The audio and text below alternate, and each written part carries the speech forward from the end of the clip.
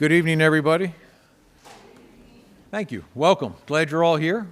It's October 14th, 2024, and this is a meeting of the Mayor and Council of Princeton, New Jersey. We will start off with our meeting statement, please.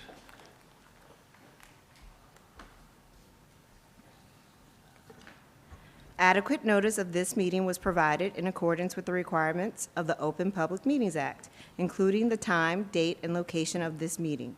In addition, the agenda and all related materials were posted electronically and made available to the public on Princeton's meeting portal in advance of the meeting. Thank you. Leighton, you have the land acknowledgement? Thank you, Mayor.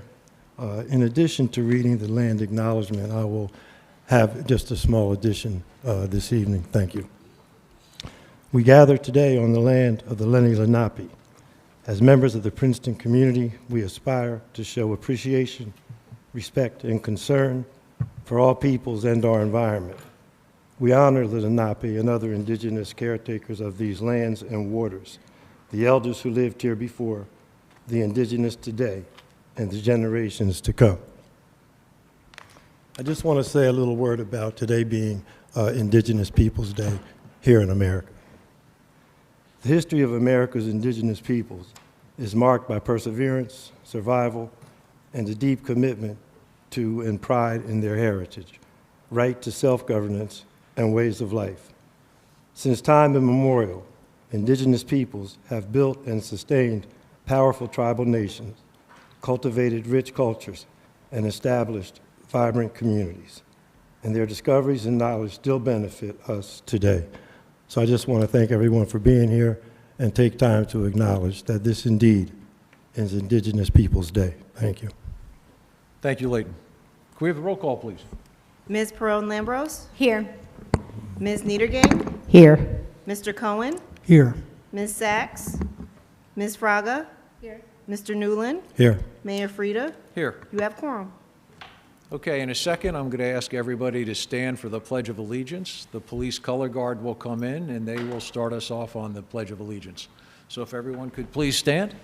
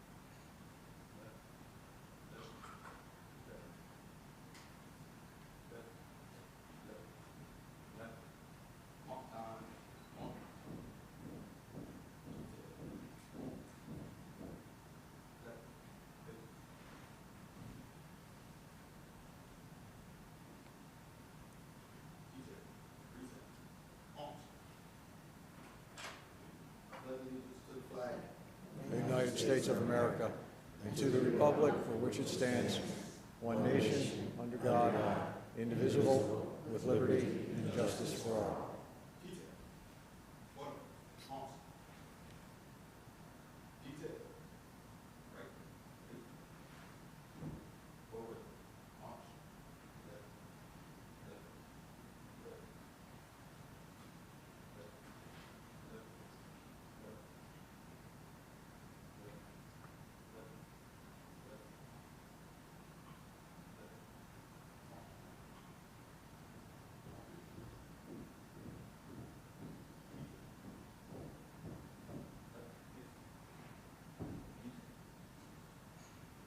Okay, please be seated. Thank you to members of the Color Guard, and thank you to all the members of the Princeton Police Department that are here this evening. Pretty impressive seeing so many of you here to join us for our ceremony here tonight, which is great to see how we were able to transfer from one chief to another. And it's nice to see the two of our past chiefs are here with us tonight.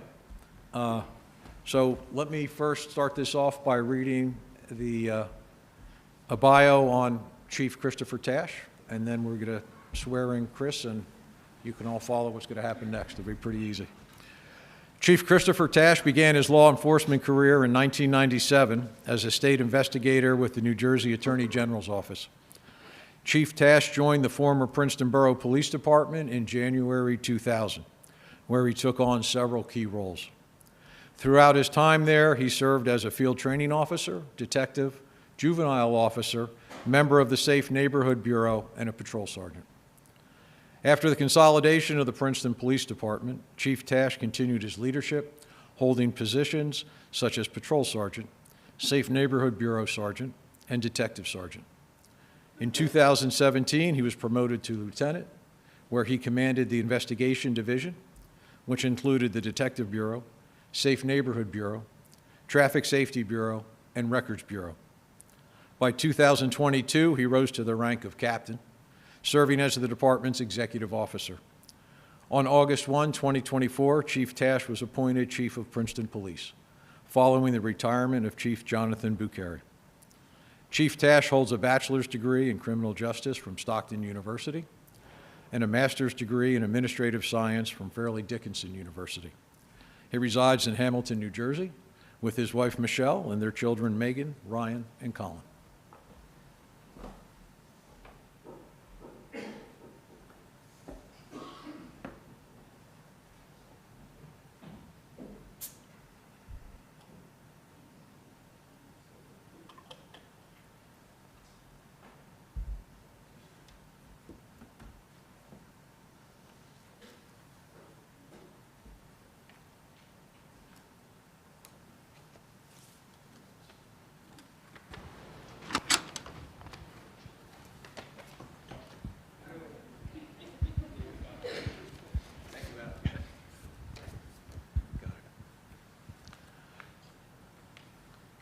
Okay, if you'd repeat after me.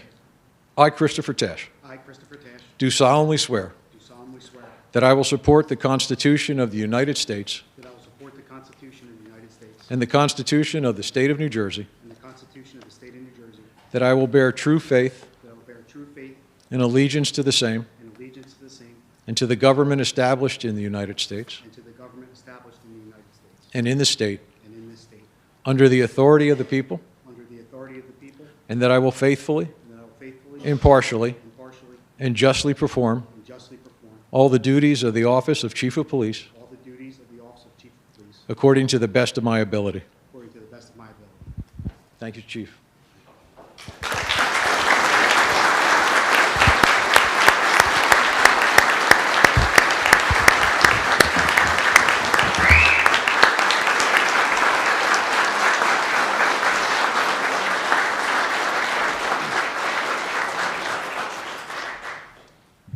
I'm sorry. Why don't we wait? We're going to wait till all four are sworn in, and then we'll come down as a group and shake everybody's hand so we don't make this last 3 hours. Sorry. Makes sense.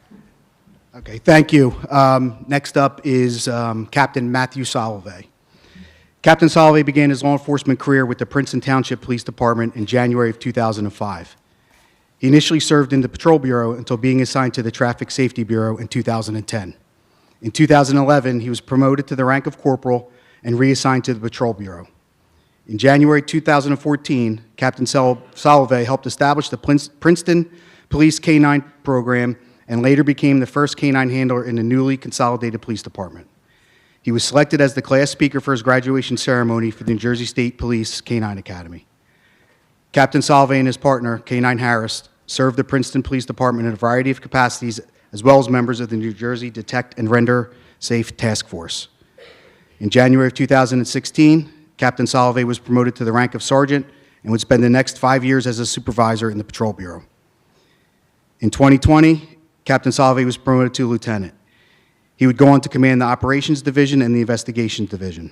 Captain Soloway also served as the department's field training and evaluation commander, training coordinator, and accreditation manager. Captain Soloway holds a bachelor's degree in criminal justice from Seton Hall University and a master's degree in administrative science from Fairleigh Dickinson University. He was also recently accepted into the 294th session of the Federal Bureau of Investigation National Academy, and he will attend starting in March 2025. Captain Salovey resides in Chesterfield, New Jersey, with his wife Catherine and his two sons Charlie and Cameron. Upon his promotion, Captain Salovey will serve as the Executive Officer of the Police Department. Captain Salovey, please come up to be sworn in.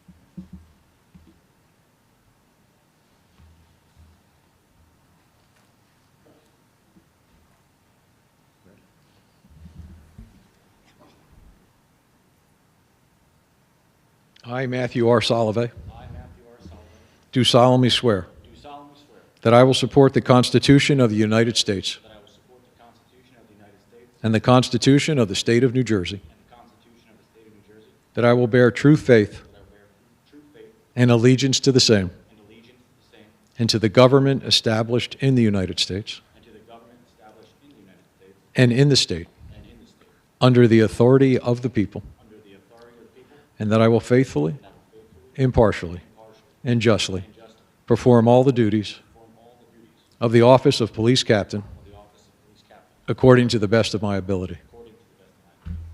Thank you, sir.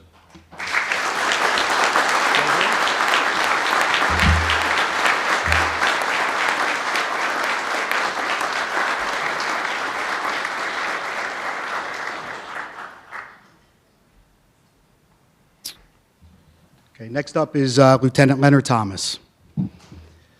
Lieutenant Thomas, or as we like to call him Buddy, was born and raised in Princeton and graduated from Princeton High School in 2001.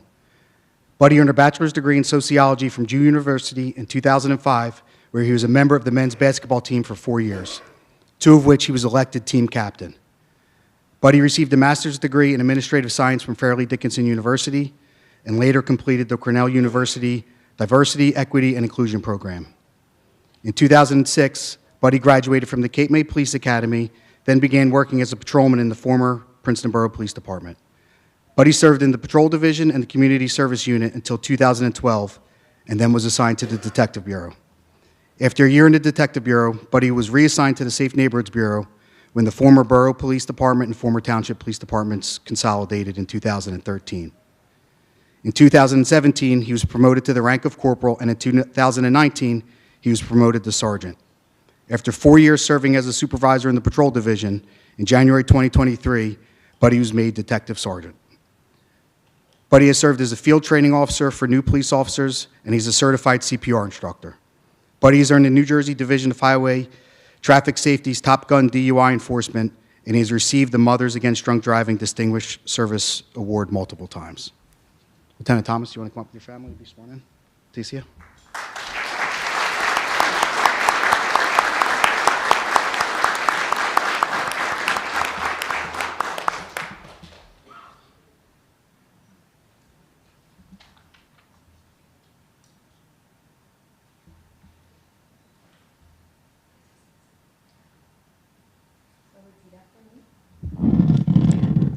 I, Leonard Thomas, do solemnly swear that I will support the Constitution of the United States and the Constitution of the State of New Jersey, that I will bear true faith and allegiance to the same and to the governments established in the United States and in this state under the authority of the people, and that I will faithfully, impartially, and justly perform all duties of the office of Police Lieutenant according to the best of my ability. So help me God. Congratulations.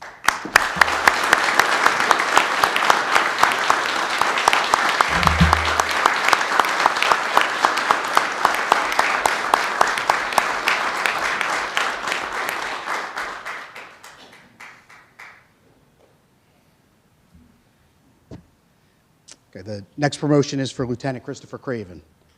Lieutenant Christopher Craven began his career in law enforcement with the Point Pleasant Beach Police Department as a Special Law Enforcement 2 in May of 2007.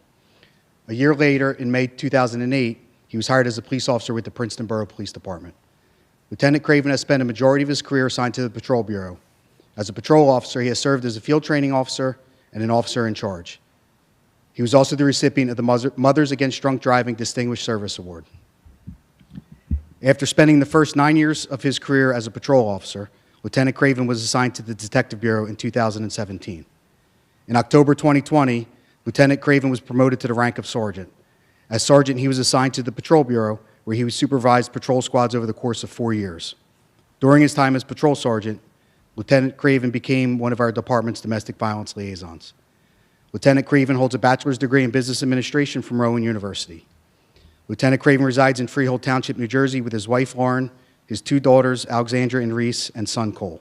Upon his promotion, Lieutenant Craven will serve as the patrol commander. Lieutenant Craven, come on up.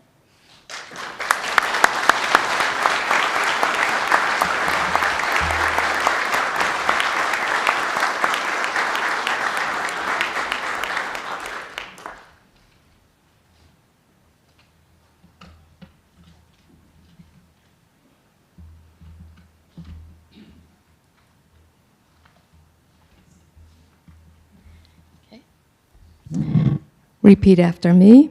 I, Christopher Craven, I, Christopher Craven, do solemnly swear do solemnly swear that I will support the Constitution that I will support the Constitution of the United States of the United States and the Constitution of the State of New Jersey, and the Constitution of the State of New Jersey, that I will bear true faith that I will bear true faith and allegiance to the same and allegiance to the same and to the governments established in the United States and to the government established in the United States and in the state and in the state under the authority of the people, under the authority of the people, and that I will faithfully, and I will faithfully, impartially, impartially, and justly and justly perform all the duties perform all the duties of the office of Police Lieutenant of the office of Police Lieutenant according to the best of my ability. according to the best of my abilities. So help me God. So help me God. Congratulations.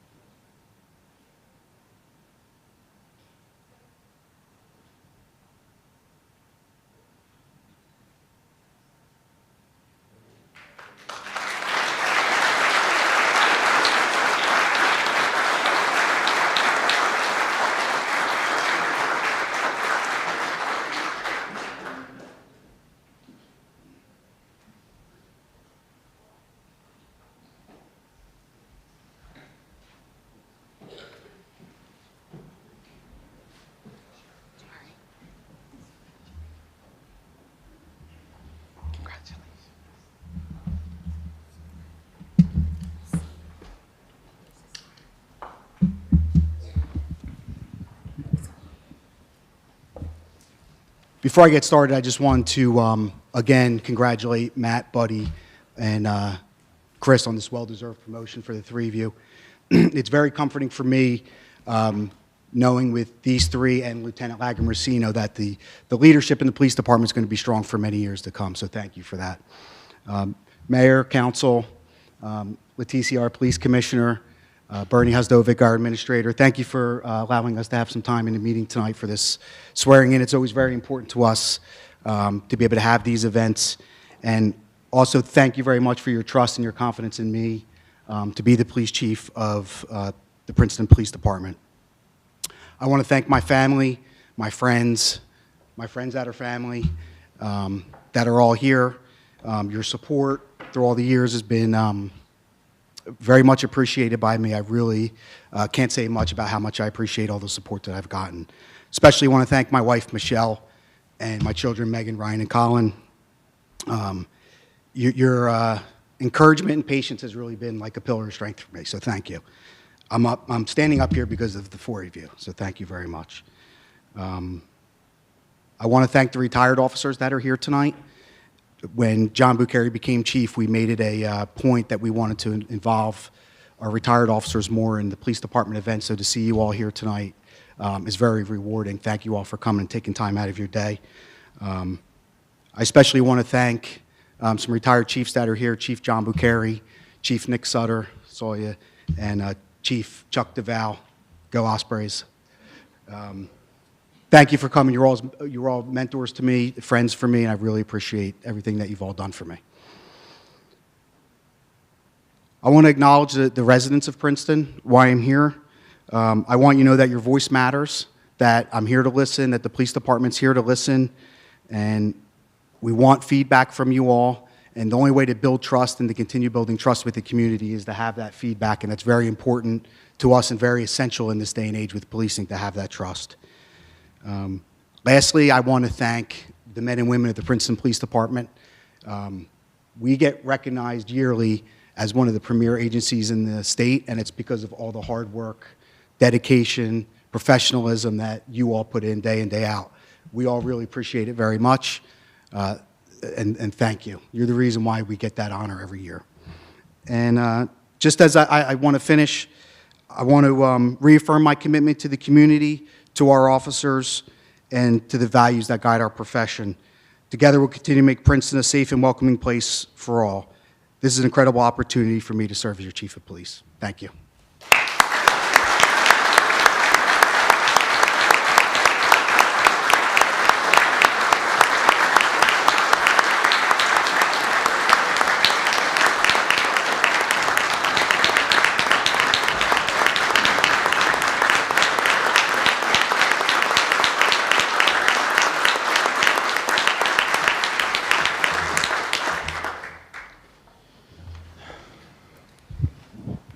Thank you to Chief Chris Tesh. I stand here today with a deep sense of honor, pride, and responsibility. This promotion is not just a personal milestone for myself, but a testament to the trust placed in me by many of the people that are here tonight. Firstly, to the women and men of the Princeton Police Department. The rank of captain is a privilege, but it's also a reflection of all the incredible teamwork, dedication, and the commitment that we all share as a cohesive unit. Without all of you, I certainly would not be here. As your captain, I promise to lead by example, to always listen, and to ensure that our bond of trust grows stronger as we move forward. To Chief Tesh, Mr. Havdovic, Mayor Frida, and members of council, thank you for the confidence that you've placed in me. I understand the weight of this role, the immense responsibility it brings, and the expectations that you have for this tremendous police agency. I will look forward to working closely with you every single day, not only to enhance safety in our town, but also to continue to strengthen the bond between law enforcement and this great community. To the great community, you are the reason why we wear this badge. Every decision, every action we take is done with your safety in mind. I recognize the need for transparency, understanding, and open communication between the police and those who we serve. And finally, to my loving family, thank you to my parents who came up here from Florida, just got out. Thank you for teaching me hard work, dedication, and compassion. To all my other family members and close friends who are here, thank you for always being there for me and my family. And most importantly, thank you to my wife, Katie, who I love dearly, and my two boys, Charlie and Cameron. You have been my rock throughout this incredible journey. Your unwavering support, your love, and your sacrifice have made it possible for me to stand here. Thank you for being my greatest strength.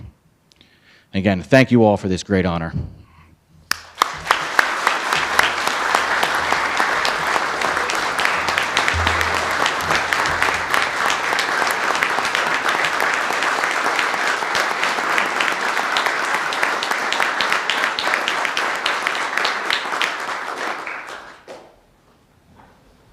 Again, thank you all. Thank you.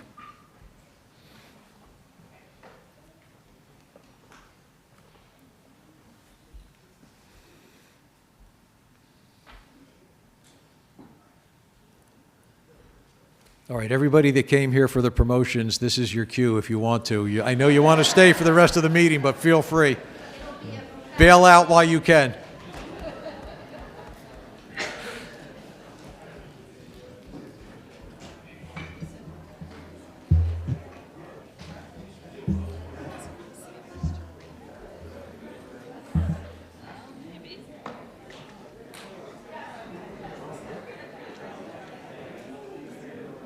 Agenda? Nope. Nope, it's another agenda, or it's part of the agenda.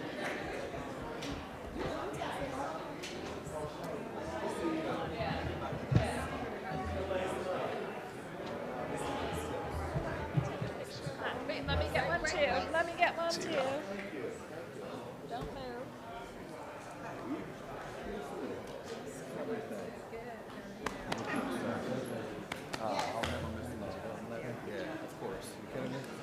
It's a great town. It is.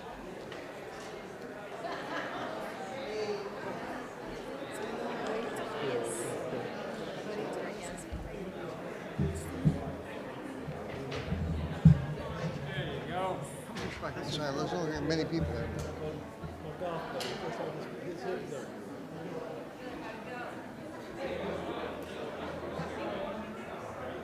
Absolutely.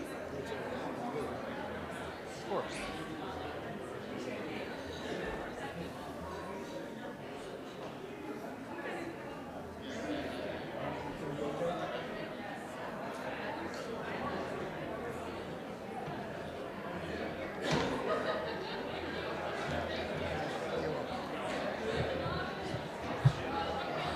Hi.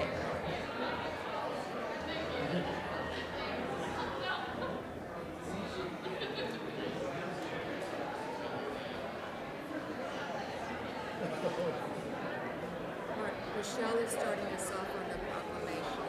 Sorry? Michelle is starting us off on the Okay. I'm just going to get those cards.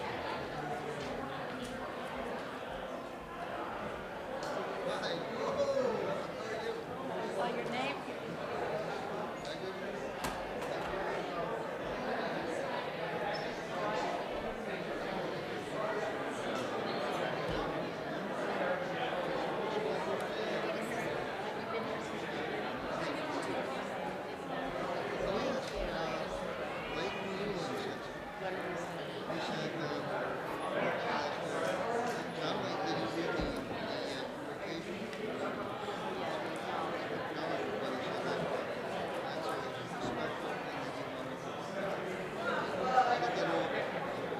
So does that mean I can't speak to it?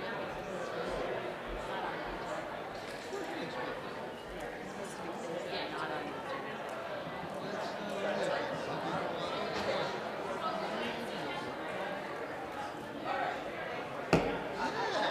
Better work.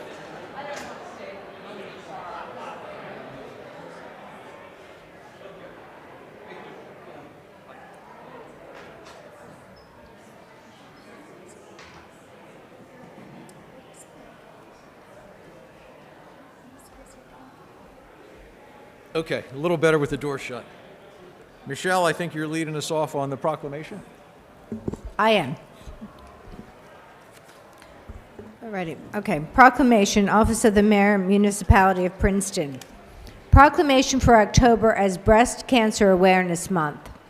Whereas breast cancer is the second most commonly diagnosed form of cancer for women in the United States, expected to be detected in 310,720 American women in 2024. And whereas breast cancer remains the second leading cause of cancer death among American women, it is projected that it will claim 42,250 women in the United States in 2024. And whereas, although men are not as susceptible to developing this form of cancer as women, 2,800 men are expected to be diagnosed with breast cancer this year. And whereas, While survival rates for men and women with breast cancer are similar at parallel stages, men report symptoms less frequently and are therefore at a greater risk of developing an advanced case of breast cancer before detection. And whereas death rates from breast cancer have been declining, and this change is believed to be the result of earlier detection and improved treatment. And whereas mammography and X-ray of the breast is recognized as the single most effective method of detecting breast cancer that may be cancer, long before physical symptoms can be seen or felt. And whereas researchers, scientists, numerous nonprofit organizations, and breast cancer survivors are dedicated to discovering the cure for breast cancer. During the month of October, we acknowledge the extraordinary commitment and effort invested in this cause and support those who are working toward a cure. And whereas we recognize the breast cancer survivors among us and honor their faith and courage. Over 2.5 million American breast cancer survivors today give us hope of a better future for those affected by breast cancer. And whereas breast cancer remains a significant health concern for women across our nation, and it is vital to raise awareness and promote education regarding its impact.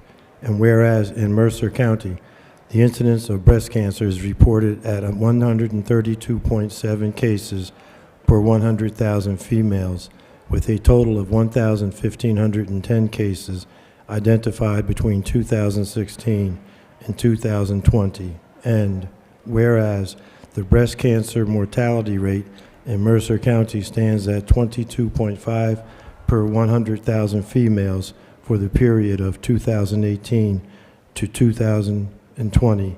And whereas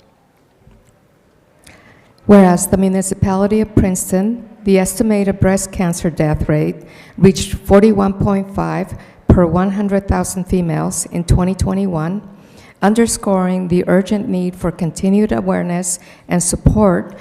And whereas it is essential to foster a community that encourages early detection, access to care, and support for those affected by breast cancer. And whereas we recognize the courage and resilience of those battling breast cancer and honor the memory of those who have lost their lives to this disease. And whereas we encourage all residents to engage in regular health screenings and to support initiatives that promote breast cancer research and awareness. Now therefore be it proclaimed, I, Mark Frieda, Mayor of the Municipality of Princeton and the Council of Princeton, County of Mercer, State of New Jersey, do hereby proclaim October 2024 as Breast Cancer Awareness Month and encourage all Americans to learn the facts about breast cancer, invest in a healthy future by exercising regularly, maintaining a healthy diet, and obtaining regular breast cancer screenings. Thank you, Mayor. So tonight's proclamation and observance of Breast Cancer Awareness Month is so meaningful to many, those who work to educate and provide support to those battling breast cancer, the survivors, and friends and family of those who continue to honor the memory of loved ones who have lost their lives to this disease. Tonight, it is my honor to recognize Move Over Breast Cancer, an organization that has made a profound impact in our community. Through their unwavering commitment and tireless effort, they have brought hope and support to many individuals and families facing the challenges of breast cancer.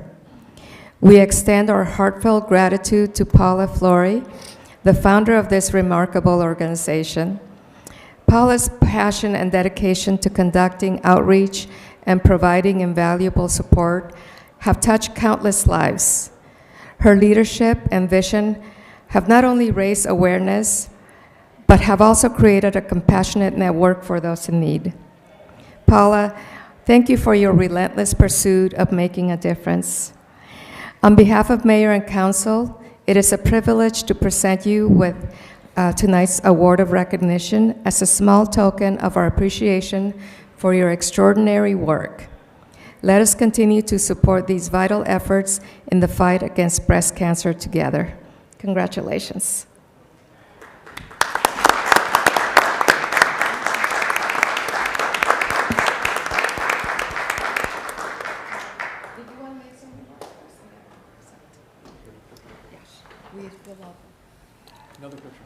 Thank you, Mayor and Council. This is a great honor. I am a 25-plus year resident of Princeton.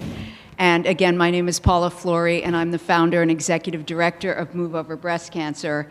And I'm also a 13-plus year stage 3 breast cancer survivor. I found my own breast cancer in 2011 when I was in the best shape of my life. I was in my 40s and did not expect this. Of course, the information hit me like a high-speed train.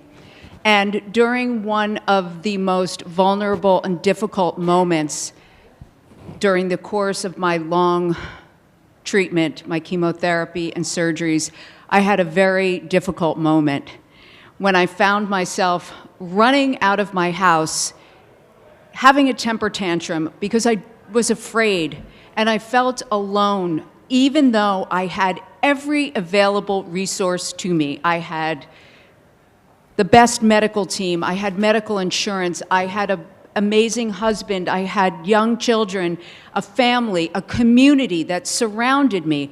I still felt alone and frightened. And so in that moment, I had this temper tantrum, and I ran out of my house with my bald head and my bare feet, and I stood in the grass in my beautiful Princeton yard, and I tipped my face to the sun, and I had this moment of clarity when I realized that maybe I was supposed to be experiencing this, the ups and downs and twists and turns, that I was to experience it and learn from it so that I could do what I was born to do, which was to serve and help others. And from that moment on, I took myself out to the grass with my bare feet many times, but it was the beginning of this journey for me to serve other people and to help others through this very difficult challenge, to help people see that the challenge could be an opportunity. So I began 2 years to the day of my diagnosis working for another breast cancer organization. I learned so much from the thousands of women that I worked with and the medical community. I learned how to run and not to run a nonprofit, and I decided, why not do more? So I got my own 501c3 in 2020, and I thought that it was a very difficult time for people to have to go and get resources from a place, a brick and mortar place. So why not take the show on the road? And I created this one-of-a-kind mobile resource lounge and salon that could deliver non-clinical support and resources directly to the doorsteps of the most vulnerable and needy individuals throughout New Jersey. And that's what I did. I designed it, I raised the funds, the van's outside, I bring a ray of light, but also, as I said, these people tell me every day, you saved my life. I do nothing medical, but I am there to mentor people, to help them navigate this very difficult journey, to help them ask the right questions of their medical team, to help them talk to their children and to their spouses and to their significant others, to their parents, because there are so many young women who are facing this. And I encourage people and educate people about early detection, which is your best protection, how to do self-exam, which helped me to save my own life, where to get mammograms. We provide free mammography through Princeton Radiology and provide outreach and education. And we do this all in this amazing van, and we do it throughout New Jersey, but we have also begun to build a very robust community of breast cancer survivors and thrivers where we are doing things to help people prevent recurrence of breast cancer and all cancer. We walk together weekly, we have support groups, we do dance, we have fitness classes, we hike, we take retreats outside of the state. We're going to Utah this year to Zion National Park. And we do all of this 100% free of charge. And I am very, very proud and very, very privileged and honored to be a part of the journeys of so many breast cancer survivors and thrivers throughout this state. So thank you for this award. It means the world to me. It validates all of the work that I am doing and that I want to continue to do with passion, dedication, compassion, professionalism, humor, and just bringing it to the people in the way that it should be brought every single day, with a lot of love and understanding. So thank you.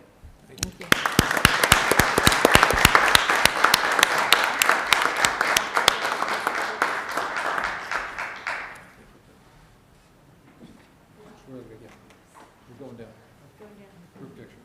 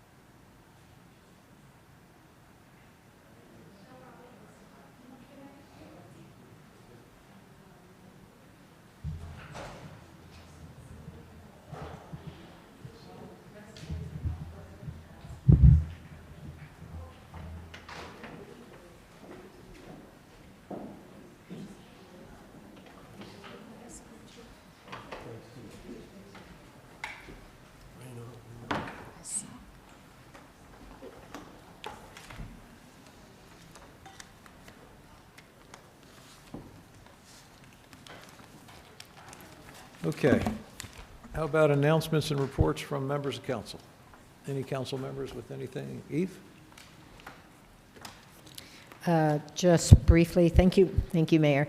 The Environmental Commission held its greenhouse tours a few weeks ago, in which 6 houses that highlighted sustainability and green features were open for tours. And this coming Saturday at the Public Library, 10 to 12, there will be some videos and a discussion of things that you can do to make your house more sustainable, and also just to learn about green energy and infrastructure that could be applied to other houses in the community. So please join us at the library at 10 a.m. on Saturday. Thank you. Other council members with any announcements or reports? Okay. Our CFO is here to go over our best practices inventory report. Sandy.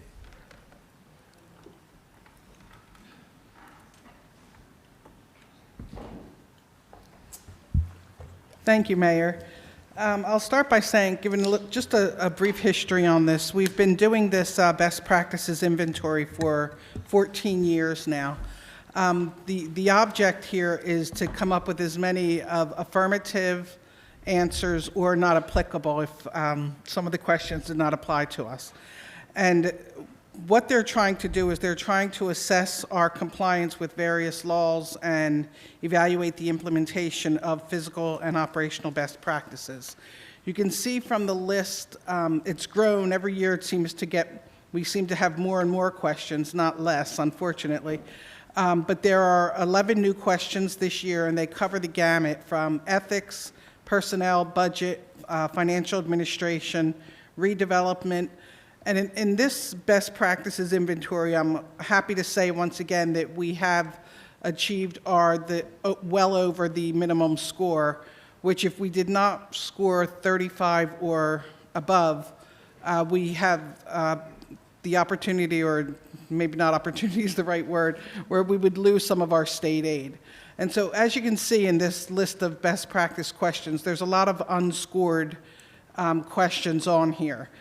What we have found in the past is that on this group of unscored questions, that they may be unscored this year, but they usually make their way into an actual best practice question in an upcoming inventory that's done.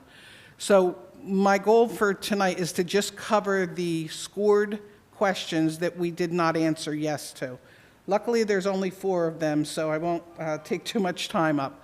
The first question is question number 23.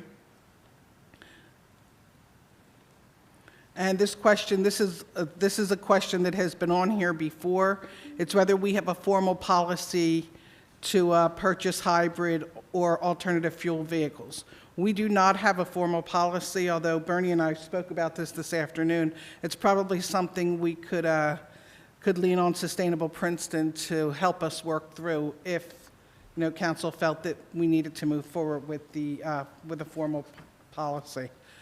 The next question that we answered no to was number 42.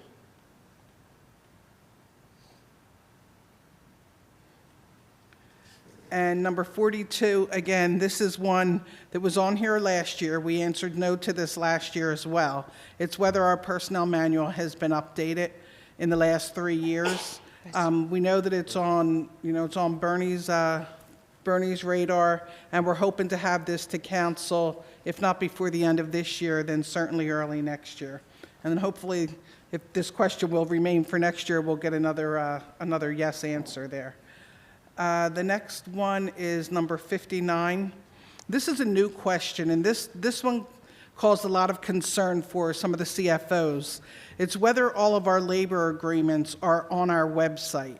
We're not quite sure where this question came from. It's the first time that it's been on this inventory, but we do not provide any of our labor agreements on our website. It's certainly something we can do about, and again, Bernie and I have spoken about this a little bit. So if that remains, and it's all about transparency from the state, so it's possible that we will get them up on our website. But for right now, we do not include them on our website. And the last question is number 61, talks about whether we do a cost impact associated with our contracts. This again was one from last year. We answered no last year as well. I think that the reason this has come up is because this is a new requirement of PERC, and we have not had any new labor contracts, although council just approved AFSCME recently. So we're hoping that when this gets submitted, when the labor agreement gets submitted to PERC, that they will then in turn provide us the information that they're looking for on the cost impact, and then we'll be able to answer this as a yes question in the future. But that's it for the no questions, and our score was 42.5, which is really good considering that you needed over a 35 to not lose any of your state aid. So unless there's questions, I think that's it.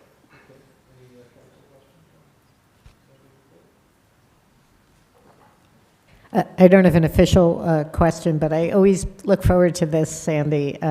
It's kind of interesting. Some of the questions are on things that I'm very familiar with, and others are really outside my realm of responsibility, but it's really just shows the vast array of rules and regulations that we need to be compliant with and aware of, and I'm sure this is a lot of work and a lot of research, so thank you for all your hard work on that, and to other staff who participated. And seems to me just an ad hoc comment that number 61, which is requires a summary of the cost impact, is clearly intended to keep costs down, but on the other hand, publishing the details of a labor contract is just going to inspire another group to say, hey, they got this and we should get that too. So they seem to be working in conflict with each other. So we'll have to figure that one out going forward. So thank you.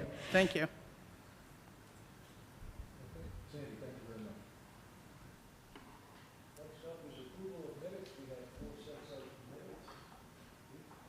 I missed the 9:23 meeting, so if we could remove that and move the rest.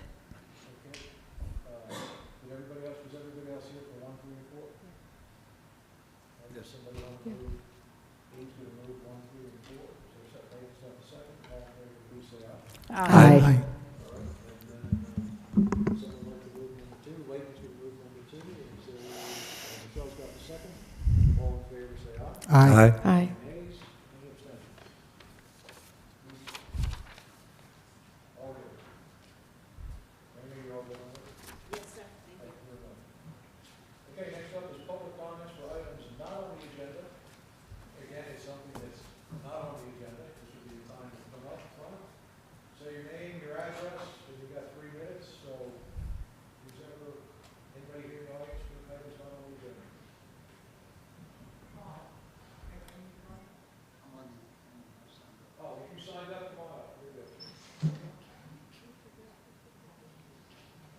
So far, it's really been an impressive evening, and the police department has always worked well, and the police department has always worked well with all the residents. I'm a resident at 299 Hamilton Avenue in Harrisburg, and I appreciate the work of the engineering department and its staff in helping to support the concerns we have, and obviously David Cohen, who has always been there.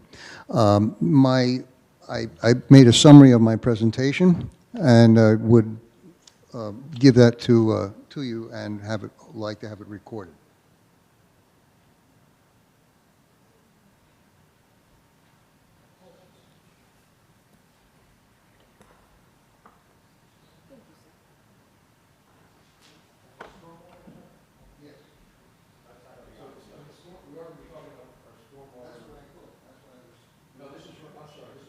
Not on the agenda. My bad. Sorry, I misunderstood you. We'll call you back up in just a little bit. It's been a pleasure.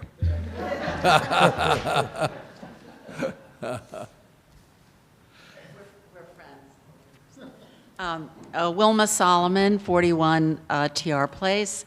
I missed the very beginning, but I understand Leighton did address Indigenous Peoples Day today, but that's not on the agenda, right? So I can talk to it? Okay, all right. So I just really want to acknowledge the council for a number of years ago for being an early municipality designator of that day, Indigenous Peoples Day. And and that resolution that you passed encouraged the creation of programming to educate and enrich our community's appreciation for the diversity of Indigenous cultures in our town, our state, our country, around the globe.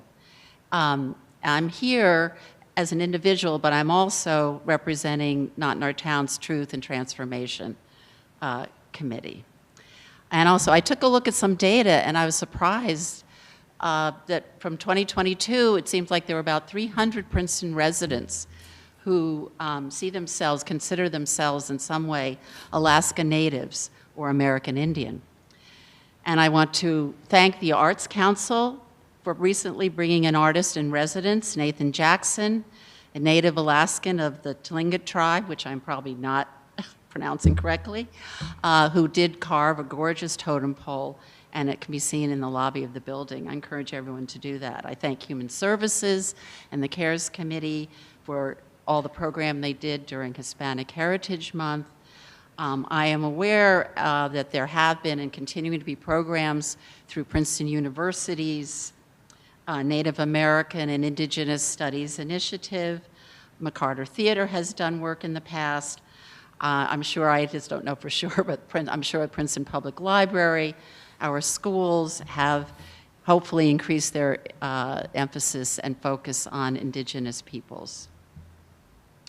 This year has been particularly demanding of our attention, given our upcoming election, global conflicts, particularly in the Middle East, that have affected us personally here in Princeton. But I'm hoping, though, that we all can continue to expand our focus in the coming months. And by the way, I didn't realize this, but November is Native American Heritage Month. That we can increase our opportunities for education and cultural experiences related to our Lenni, Lenape, Nanticoke tribal nations, as well as other New Jersey indigenous peoples throughout our state, country, and beyond. And we urge this council to particularly support our CARES Committee to see this as a role with community partners. Thank you. Thank you, Wilma. Is there anyone else in the room that has an item to bring up that's not on the agenda? Okay. Is there anyone on Zoom that has an item not on the agenda? All right, seeing none, I'm going to close that part of the meeting. And next up is a presentation on stormwater, so we'll have the presentation first, and then we'll have comments and questions.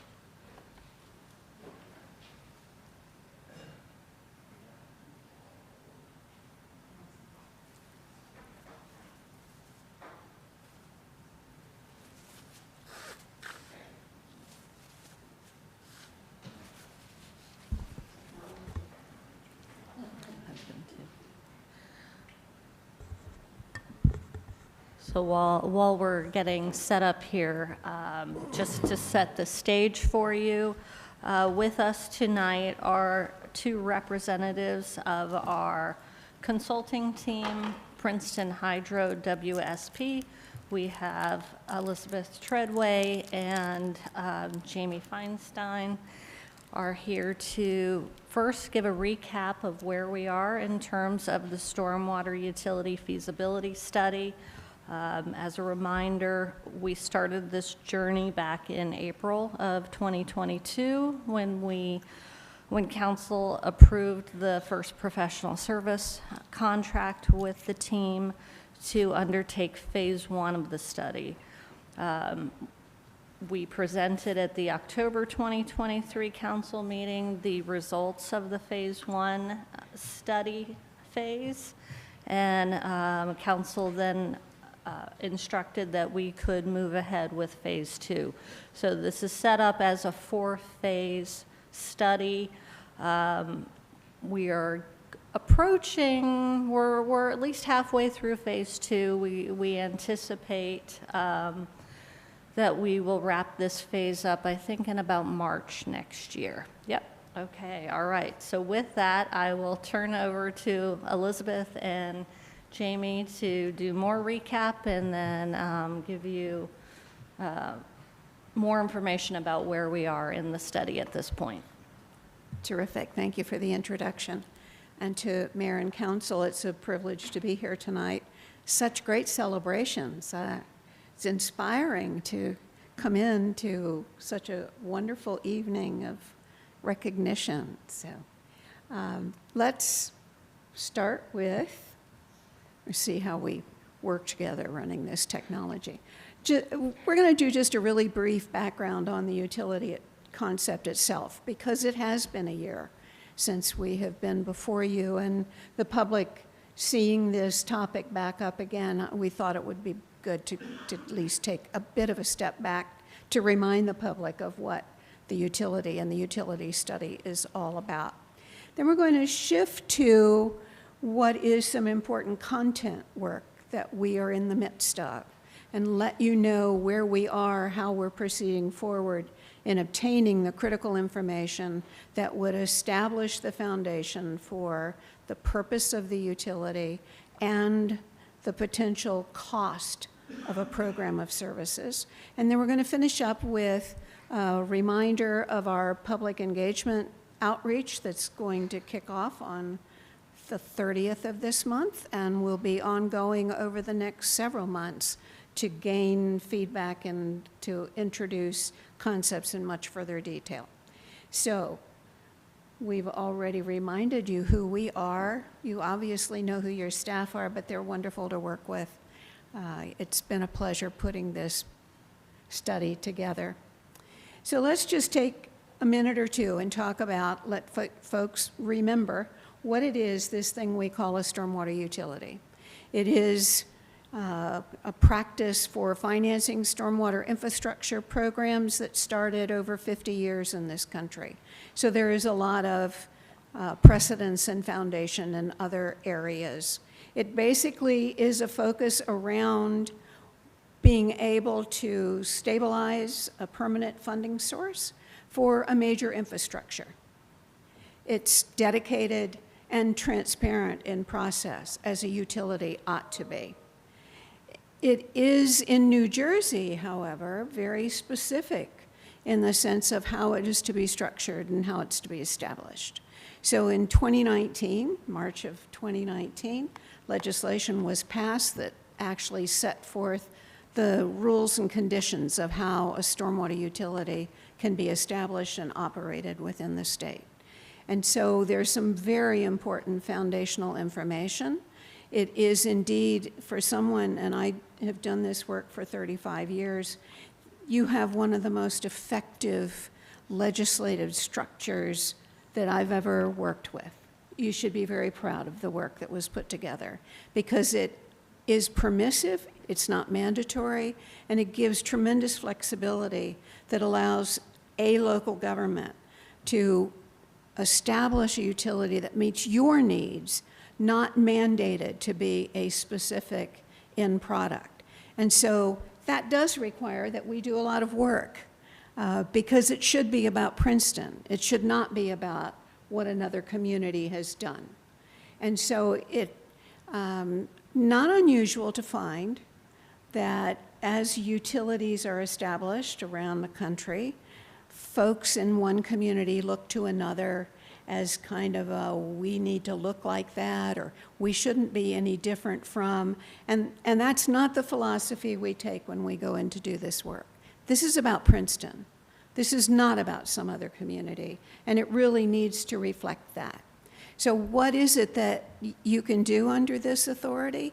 It really gives you that structure that empowers you to make it work for you. So does it require that there be a separate organization with its own governing body? It is permissive and allows that, but it doesn't require that. And that's important in how you administer the function of a utility. And so we are working with staff, we're working with community representatives to make sure that the permissive terms of the legislation meet what you're looking for as we go forward. We understand that there are universal kinds of benefits of putting a major infrastructure into a utility organization, operation, funding structure, because it allows for you to build long-range plans. It allows for you to have a cohesive method to move an issue into a funding analysis as to how your rate structure needs to exist, what kind of revenue you need to generate, what is it that the community will be paying for. And so the benefits of the general concept of a utility really focus around that flexibility. Again, it allows there to be a dedicated resource that's predictable, that allows for long-range planning, that the community can be aware of and understand what they're paying for and what benefits they're receiving in return. So we really do focus on it, and the concept of then, you know, how does it work? Well, under the legislation, the concept of the billing unit, the thing you are measuring in order to pay and charge to property owners, is the presence of hardened surfaces, things that interrupt nature's ability to manage runoff. If we would all just pack up and move and allow nature to take control again, they wouldn't need a utility.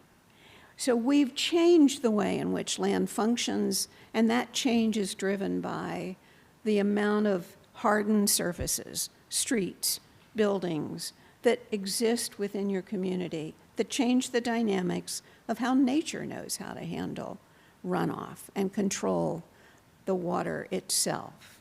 And so we've certainly seen and experienced, I actually live in Northeast Tennessee, and we have been battling now for 2 weeks the destruction that happened with a massive amount of rain that fell. I can tell you that a utility will certainly help plan for those things, but I will not promise you that you will never be impacted by a storm of that magnitude. We have stormwater utilities in my community, and there's no way that we could ever manage the amount of rainfall that happened in a short 24-hour period. We were devastated. We can't promise you that. You will never hear us promise you that that could never happen to Princeton, because it can, and it probably will. But what it does allow us to do is allocate out a program of services, and we're going to talk about how we achieve those in a very reasonable manner. So what is charged in a rate is basically a function of how much revenue you need, how much impervious surface exists within the community. The formula on the screen is very simplified. It's a lot more complicated. Sandy can tell you how much I bug her about, I need to know what policy to use here and what policy to use there, because the formula really is much more complex. But the concept is, we need a certain amount of revenue, We have a certain amount of impervious area to distribute it amongst, and that's how we set up the rates going forward. And you're going to learn an awful lot about that when we come back to you with all of our findings as we go through this. But most importantly, then, what can we spend the money on? And it's anything stormwater. That is the simplest answer. It is anything stormwater. It's planning, it's permitting, it's your water quality permit, it's infrastructure, it's operations, it's maintenance, it's equipment, it's people.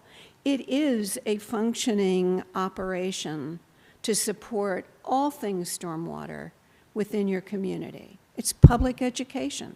It's engagement with the public. So there is a lot of opportunity, and we have inventoried what it is that constitutes stormwater. So phase one, just to remind you, was a focus around the who, what, when, where, how, why, what is stormwater in Princeton. So we inventory that from a service perspective. We inventory that from what you currently spend. We inventory that from all of the organizational activities and organizational units that touch stormwater. And it's broadly distributed, as RAIN is itself. So are the services that are executed through the municipality. It involves planning, it involves engineering, it involves general operations, maintenance. There's a broad list of your organizational units that touch stormwater at some point. And so we inventoried all of that in order to understand then how it gets treated as a business today and how does it need to be. And so in phase two, we really focus around taking that base knowledge. What did we learn? We learned that you need more money. Really simply. That's, you cannot achieve all of the outcomes that are needed, not outcomes that are desirable, but outcomes that are needed need more resources. And in addition to that, of course, we understand that the concept of the utility can provide you the flexibility of how you recoup those resources from the community. And that's what a utility creates, is that flexibility to do so. We've moved into phase two, where we're taking the content of what we learned into extreme detail and analysis.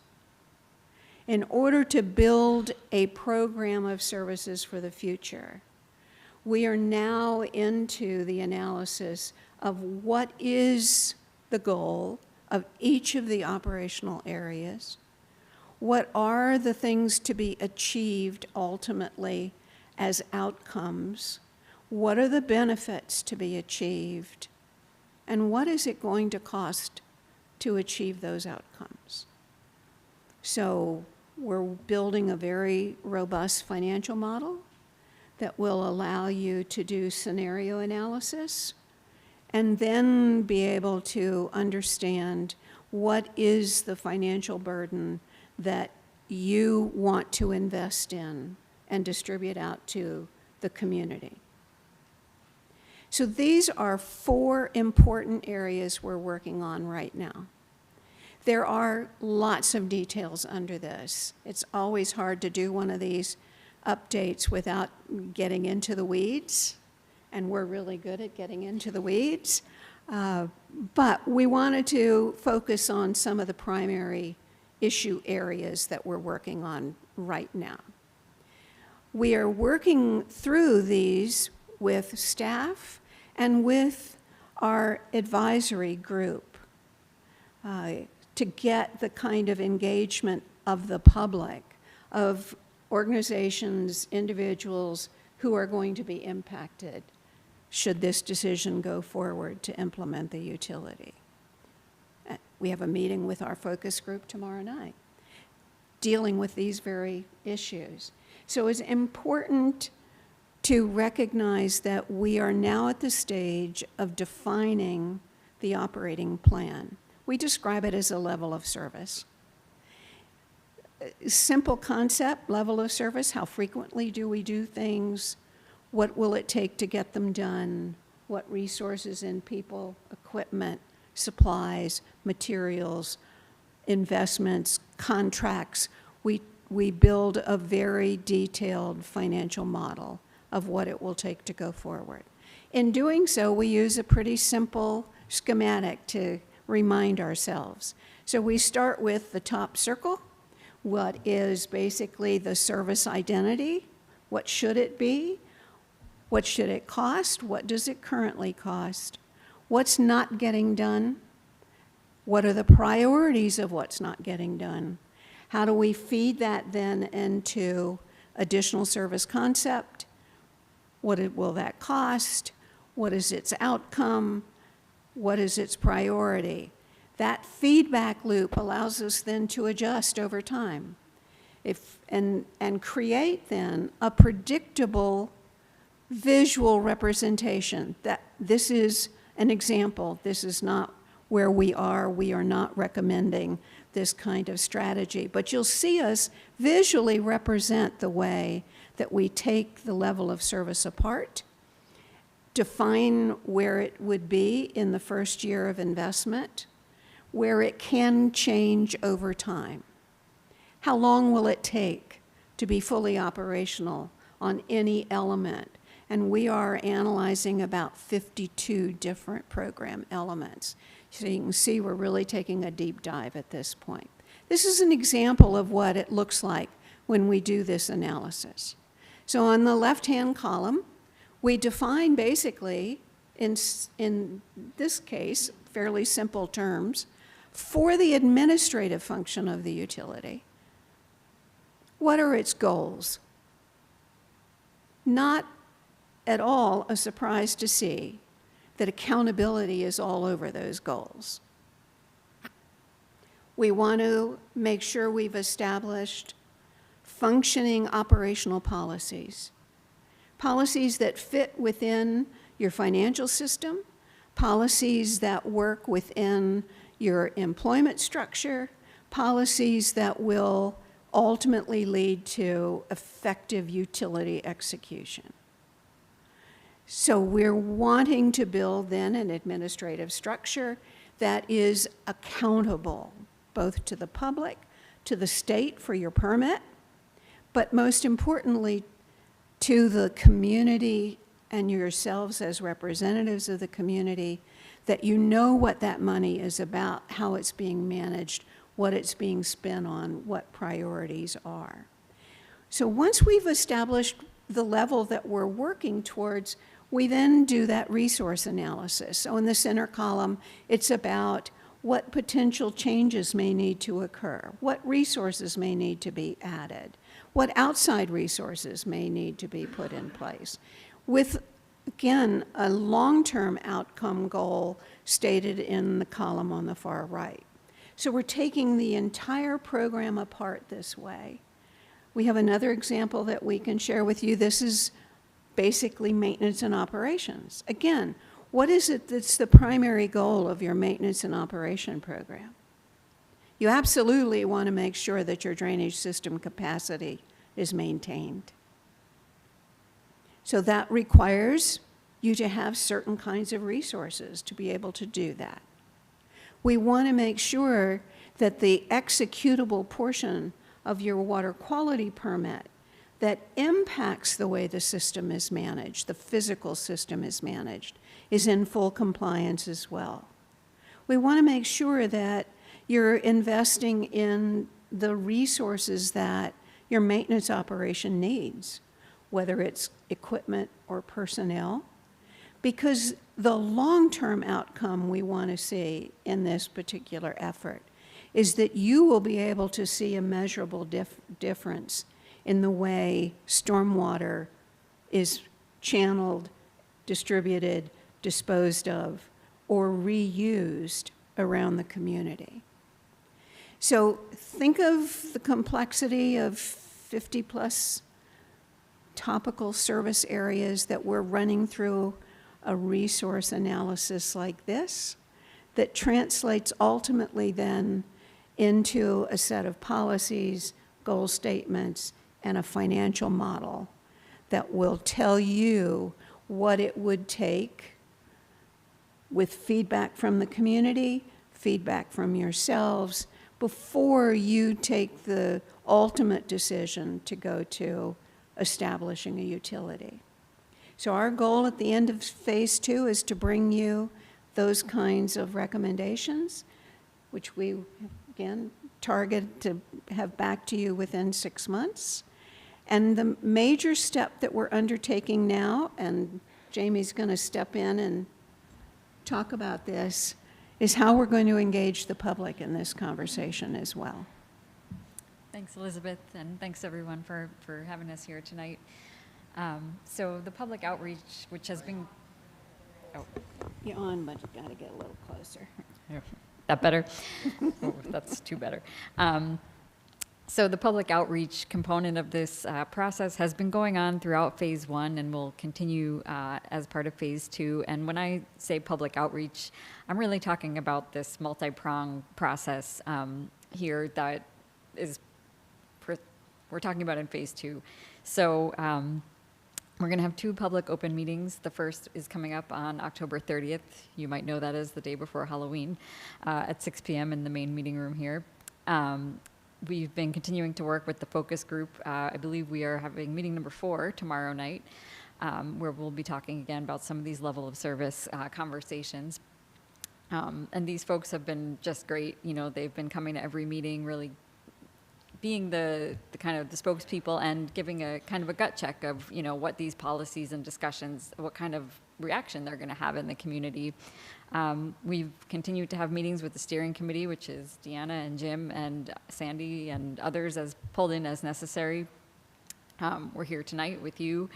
And there's also 8 targeted stakeholder meetings that will be happening through November and December. And these groups are the big groups in Princeton. So the religious communities, schools, Princeton University would be part of that.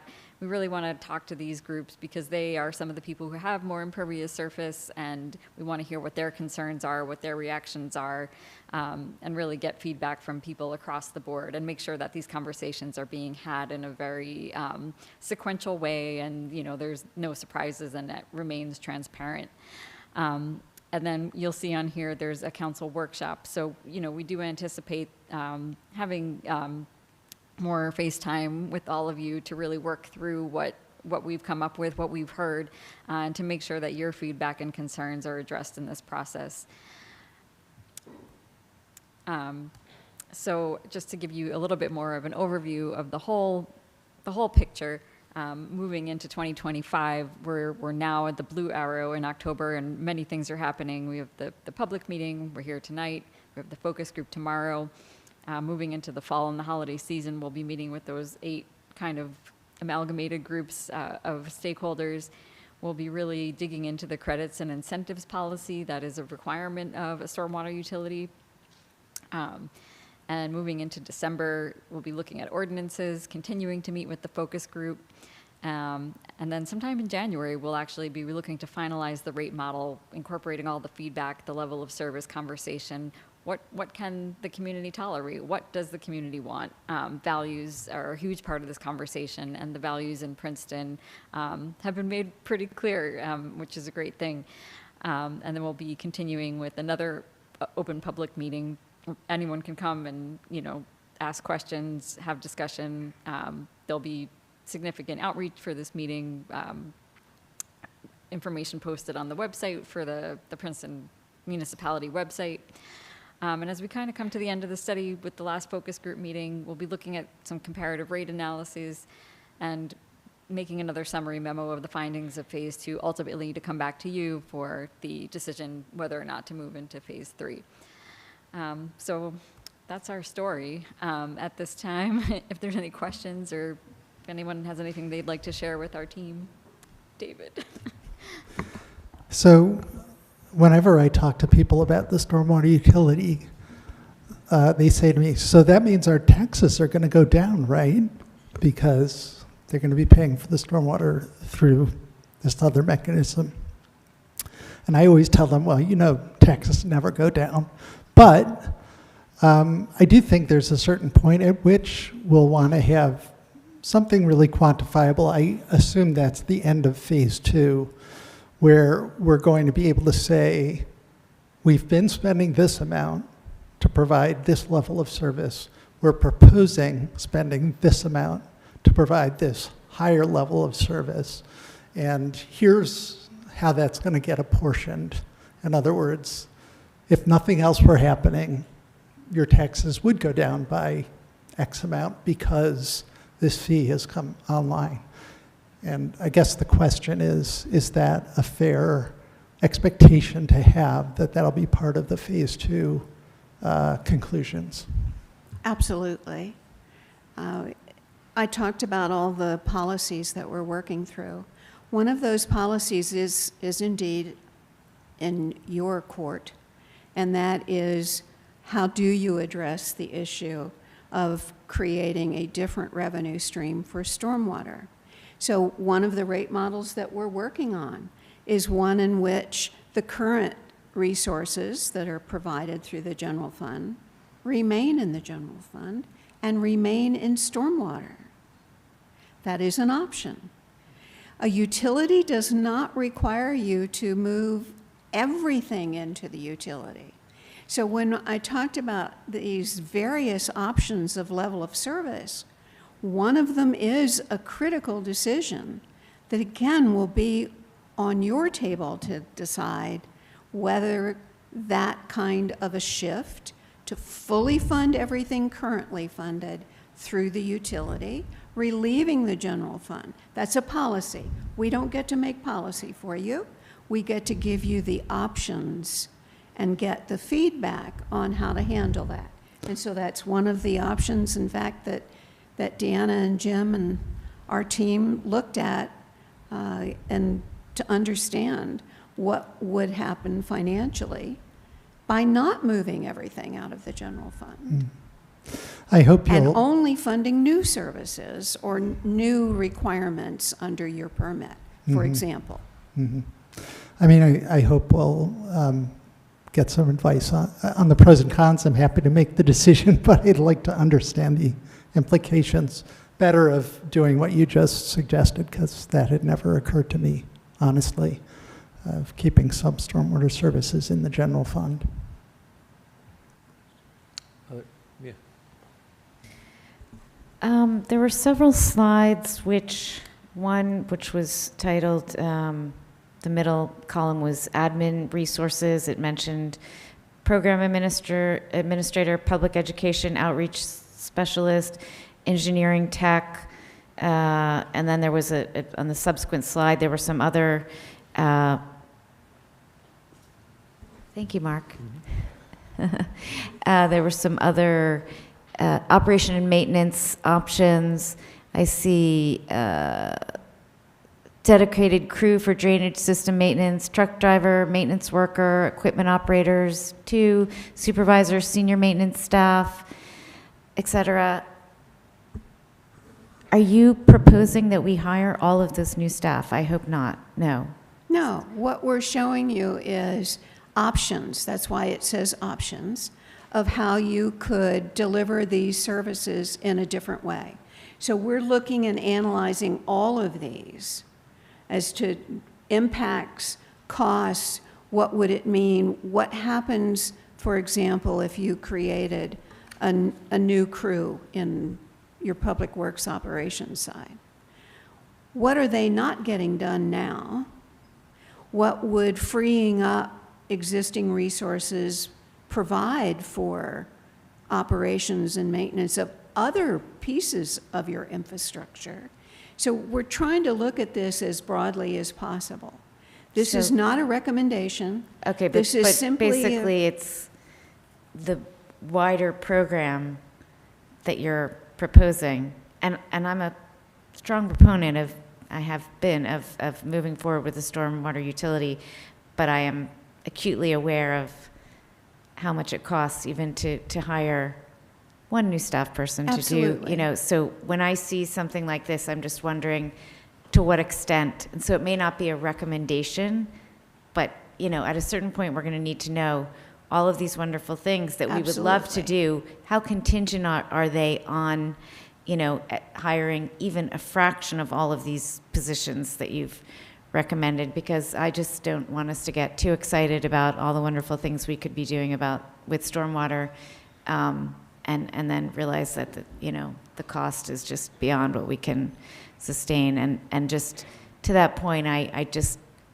as committed as I am to moving forward with this, and as excited as I am, I also really want to reiterate what I've said from the beginning. I'm very concerned that the burden doesn't fall upon, we have in Princeton a much higher ALICE index, asset limited income constrained population, otherwise known as house poor, in you know, older individuals and people in Princeton who are barely managing to survive. And we don't want this to be the thing that pushes them out. And I think we, in terms of how we allocate the burden of costs, we need to be particularly sensitive to that. And we've certainly heard that. There's no question. We've heard it from the public. We've heard it from your staff. I want to be very clear to anyone hearing this. We are not recommending what you see on that. We are analyzing all the options that you have available to you against the benefits and outcomes that can be achieved. The decision always is going to be driven by you, staff with their guidance, what should ultimately be a recommended structure or a series of options. We're doing, I can't remember, 8 or 9 different models at this point that we've looked at just like this past month. This is not a recommendation. We're very cautious about the words that we wanted to put up on the screen. These are options. These are things that we are looking at for you. But you absolutely are in the driver's seat to the ultimate outcome that you need to achieve. But we want to be sure that we give you the broadest view and to understand what you can achieve with different resources. The decision will always be yours as to how you want to proceed with it. We will not predetermine anything.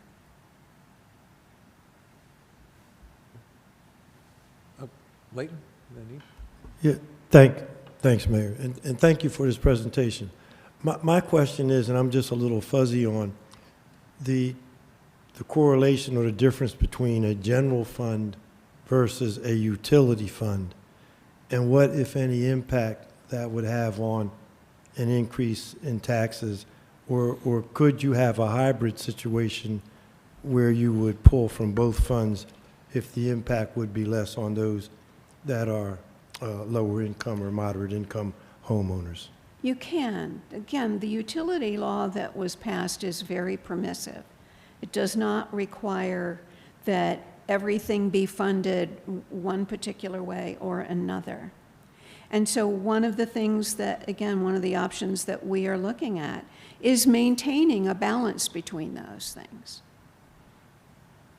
And so again, it will be driven by your policies as to what you ultimately want to achieve and how you ultimately want to fund it, which translates then to who's paying for what.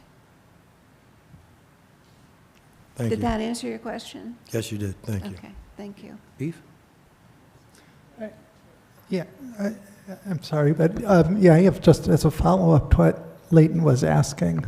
In our sewer utility, we've actually passed some rules giving a discount, for instance, to affordable housing projects on their sewer fee that they're paying. And so I guess that would be a more specific way of asking Leighton's question is, do we have latitude to adjust the rates that certain property owners are paying based on considerations of that nature.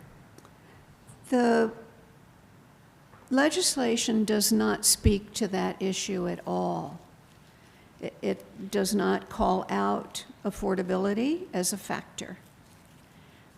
It certainly is, again, your control, I believe, unless your counsel says, not counsel with an I, but with an E, whether your legal counsel would have a different interpretation. We're not lawyers, and we don't attempt to interpret the legal nature of the statute. We read the words just in black and white and what it says. It does not speak to that issue. Sounds like an assignment for Trishka. It speaks to the flexibility where private investment has occurred on private property, where you must accommodate a reduction in charges where private property meets certain criteria. It's the credit policy concept that Jamie referenced. So that is mandatory, but it does not speak at all to the concept of affordability. Thank you. Thanks. An interesting presentation. So I have some basic questions and then some comments. So where is Princeton relevant relative to any other municipality in the state? Are we, at the time this last came to us, I think there were no other municipalities that were actively working on this? No. Oh, no. There are quite a few that are in development. Okay. There is one that has actually been enacted, and that's New Brunswick. Okay. It was effective July 1 of this year. Okay. They have not begun the billing process. They are developing now the utility operating structure. Okay. But they did enact the legislation as of July 1. They are the only one that has actually taken the steps to create a utility. Okay. Obviously, my information is behind the times. And are we, or I don't know if you're working with them, but I assume we'll be looking at other municipalities that are working on this to see what types of structures or, no, we're not doing that. Not part of the assignment. Okay. Well, and it's difficult to do because, yeah. I mean, we could, with permission of our other clients, tell you, as long as they were comfortable us having that conversation. Right. But for other communities, and there are a handful of us, less than 5 actually, as consultants, who do stormwater utility work all across the country. Right. We're all working in the state of New Jersey. Okay. We all know each other well. Okay. But we would have to have permission from other jurisdictions to share their story. Right. I'm not asking for specific details, but I'm just hoping we're not, you spoke a lot about how this is very Princeton specific, and I hear that, but I also, we should not necessarily be reinventing the wheel if there are things that we could draw from other communities that are specific to the New Jersey law, that I hope we will be benefiting from that, even if you're not reporting to us directly. You know, New Brunswick is doing this and Hoboken is doing that, but just, okay. I'm disappointed, frankly. I understand that there are all kinds of reasons why something more regional is not being put into place, but it is so typical of New Jersey that we are doing this, that each of our, 500 and whatever municipalities is going to, or some fraction of them, is going to come up with our own particular way of doing things and our own plan. And this is just not the most cost-effective way. This is just a complaint, nothing to do with your work, but a general complaint about the state of New Jersey, that we cannot work successfully across municipal boundaries in order to get more bang for our buck. So that's just for the record.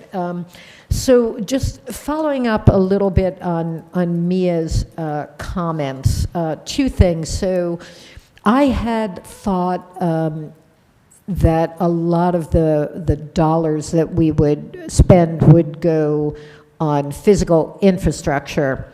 And I know this is just one option. It seems like a lot of it is going to salaries for new staff or salaries for staff. And I'm just wondering, just drawing in general from other work that you've done, like let's say you raise $100, how much of that goes to pay additional staff versus how much of it goes to actually physically paying for reinforcement of, dams or making, higher quality, more resilient infrastructure, just out of curiosity? In fact, it typically is much more heavily on the infrastructure side, okay, as I believe yours would be. Okay. But we evaluate then with existing staff, what does it take to execute that? Right? So one of the things we've talked about with Jim and the engineering side really is if you are investing significantly in capital projects, that has to be done in a world where accountability takes place. So you have typically outside resources doing the design work. You have construction companies building things. That oversight takes resources. Your staff today is not sitting around waiting for this utility to begin for them to do something. So you have a fully staffed group of folks who are extremely busy. If you're going to move your capital program along, you have to think about how do we oversee that? How do we make sure contracts are well managed, that construction occurs on time, that inspections are happening, that your designs are what you want them to be. So there is an administrative burden to be able to accomplish what is the majority of the effort financially that would be spent on the infrastructure. Okay. There's no question. Okay, thank you. But there will be staff resources that have Okay. to be dedicated. Just that was not that was the impression I had coming in, and then the presentation led me to think differently. So that's just gives me a better picture of what's going on. A couple of other questions, and then I'll let my other colleagues weigh in. So the level of service, will there ultimately be, will you be presenting like a menu of levels of service? Like we could do X, Y, or Z, or you'll be presenting a single option that has been developed through the process that you've outlined?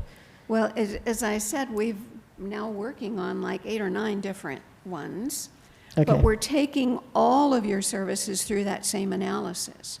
So what we provide back to you are the options, their costs, time frame, how would you implement, we usually do a 10-year projection over time, what goals can be achieved that way.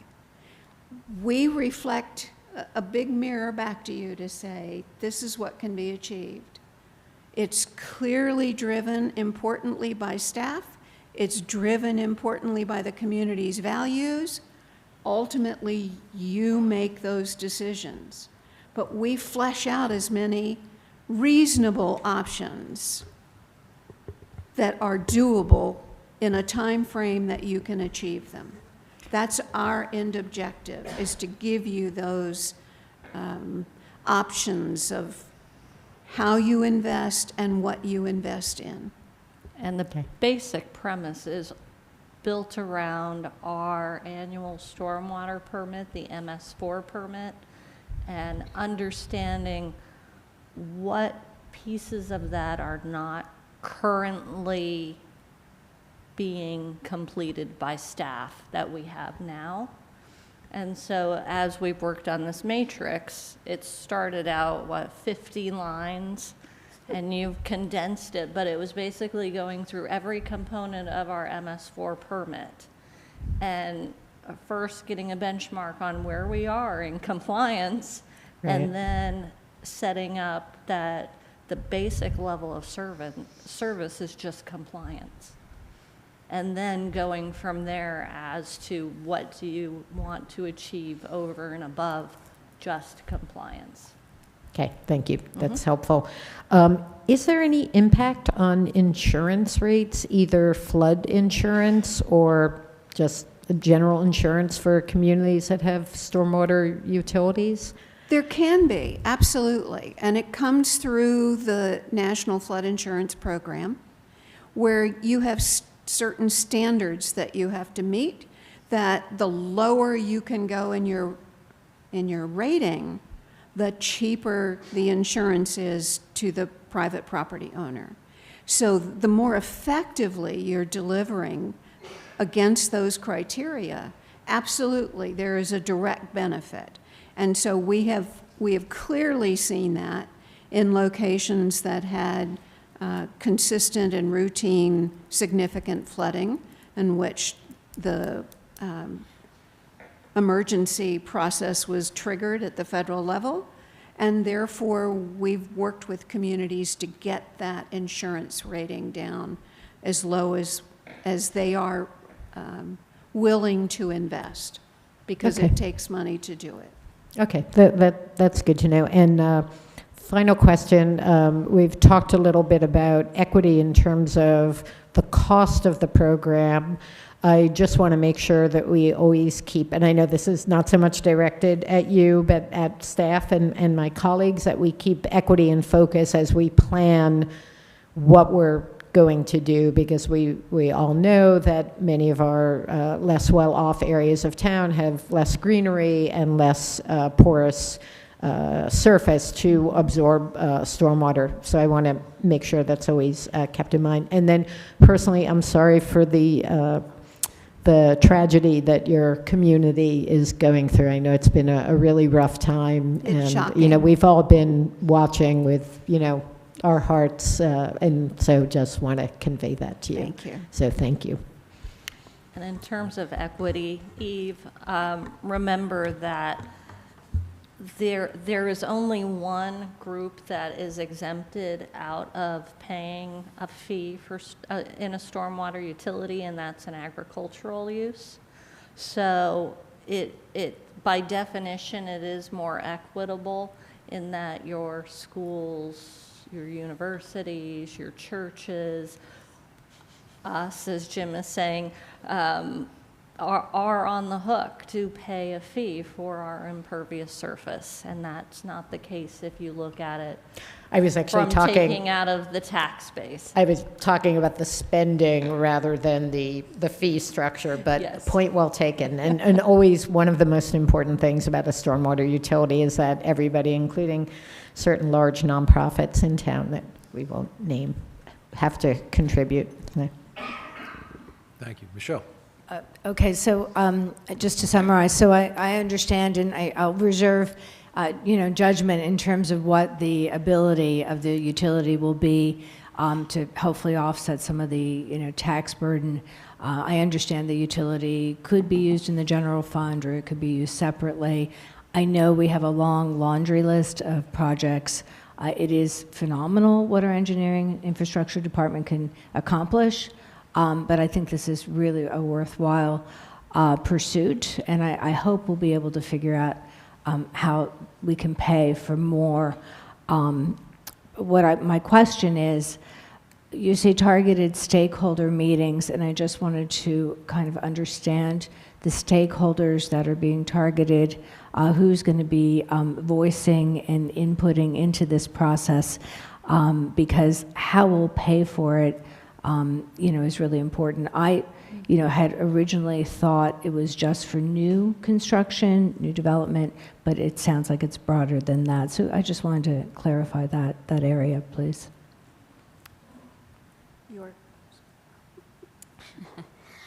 So we haven't finalized the total list yet. It's way past my bedtime, guys.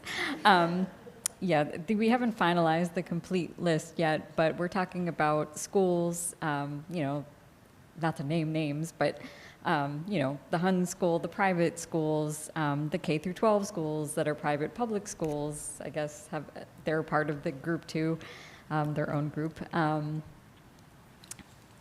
Who else is on our list? Churches, businesses. So some that are not on the tax roll, but they pay into Correct. use fees because it's a utility. Gotcha. Yes, Okay, I just correct. wanted to clarify that because you touched on it before. I just wanted to understand Yes. that a little bit Thank better. you. And within the focus group, we do have a wide cross-section of, we do have representatives from those groups at our focus groups.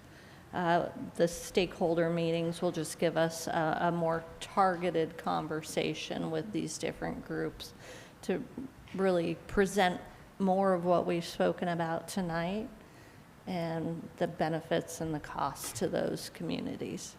Okay, thank you. I look forward to the next phase meetings, and thank you. Okay. Any other council questions or comments? David? Yeah, I just wanted to make a little suggestion. If you're going to be using this presentation again, on the sheet, on the page where you talk about benefits of a stormwater utility, you didn't touch on the equity piece. You touched on it later in the presentation, but I think it's an important one that, you know, the burden is apportioned to different properties based on how they're contributing stormwater to the system. And it's really interesting listening to this conversation, how many senses of the word equity are being, you know, shared. But I think that, for me, that's a really important one, is that the amount that you pay has to do with how much stormwater is flowing off your property. And then the other one, which you did not mention at all, is the fact that this can, through the credit system, incentivize stormwater improvements on private property that are not redeveloping or having new development. And that is crucial because, you know, so much of Princeton is already developed. And so trying to manage all of our stormwater just on those properties that are seeing new development, you know, it's like an ant trying to push a boulder. And if we can get other property owners to invest in their own stormwater management on their own property, because they have this financial incentive, that's a big advantage to me. So I would love to see you, you know, include both of those advantages in your presentations as you go into these public meetings. Thank you. Okay, are we done up here? Because we have at least one member of the public that wants to talk about this. Come on up. Just reintroduce yourself and then you have your glorious 3 minutes. Thank you very much, Mayor and Council, the engineering staff, and the consultants. It's really an eye-opener to see what's going on in Tennessee and North Carolina. And I welcome the thoughts that were put forward about how no guarantees. Can you speak up a little bit, please? Excuse me? Can you speak into the microphone? No guarantees was mentioned earlier by the consultants. I put forward a little summary before I came here, and I gave it out. I'm not sure who I missed, but did I make one available to the mayor? Sure. They'll pass it up. Really, for the record, I was one of two people who were assigned the task back in '76 in the DEP and the Division of Water Resources to manage the sewer bans throughout the state. Princeton was one of those because it had a combined sewer system at that time. And if in fact Princeton had not risen to the occasion, you'd still be under a sewer ban. No hookups. So the consequences of not addressing some of these issues has to be thought through, not just how much the taxes are, but sometimes you're including the effects of new development or continued development. So it's very important. Likewise, the water quality component of that is not fully appreciated yet is very important because the Millstone and the Stony Brook lead into the Raritan, which is a water supply for Princeton. So the issues of water quality and stormwater are interrelated. They've been interrelated for a long, long time. And to some extent, it was unbeknownst to me until I moved on to Harry's Brook watershed. And there, both the combined sewer impacts the legacy of the overflows, as well as the downtown stormwater from downtown Princeton has its first effect on the property owners in Harry's Brook watershed. So we were all concerned with that. It's not an overwhelming concern. We've learned how to manage some of that. I think lastly, the issues that were raised about equity are very important. And I believe after attending the Stormwater Committee meetings, thank you, David, and Jim and Deanna, that the consultants are addressing and listening to these stakeholders, private and public, and that's a good sign.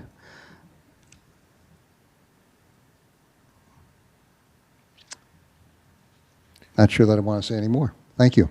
Thank you. Is there anyone else in the room that wants to make a comment or ask a question?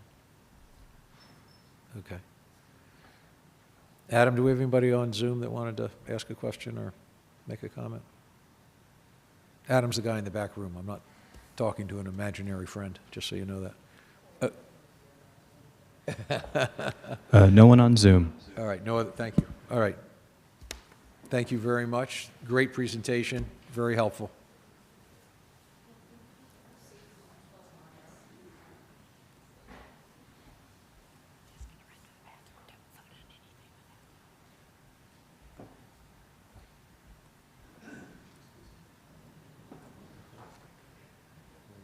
Does anybody need a break?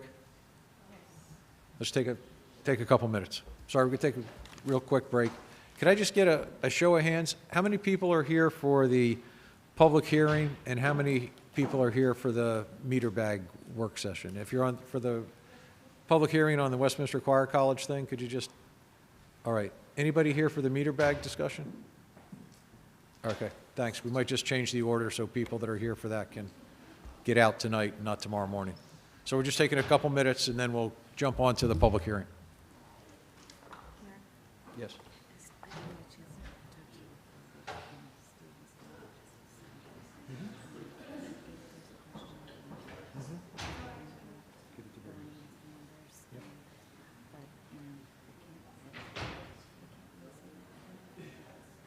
I know. Yeah, all good. No problem. Thank you. We want to keep it. Now let's go all over the place.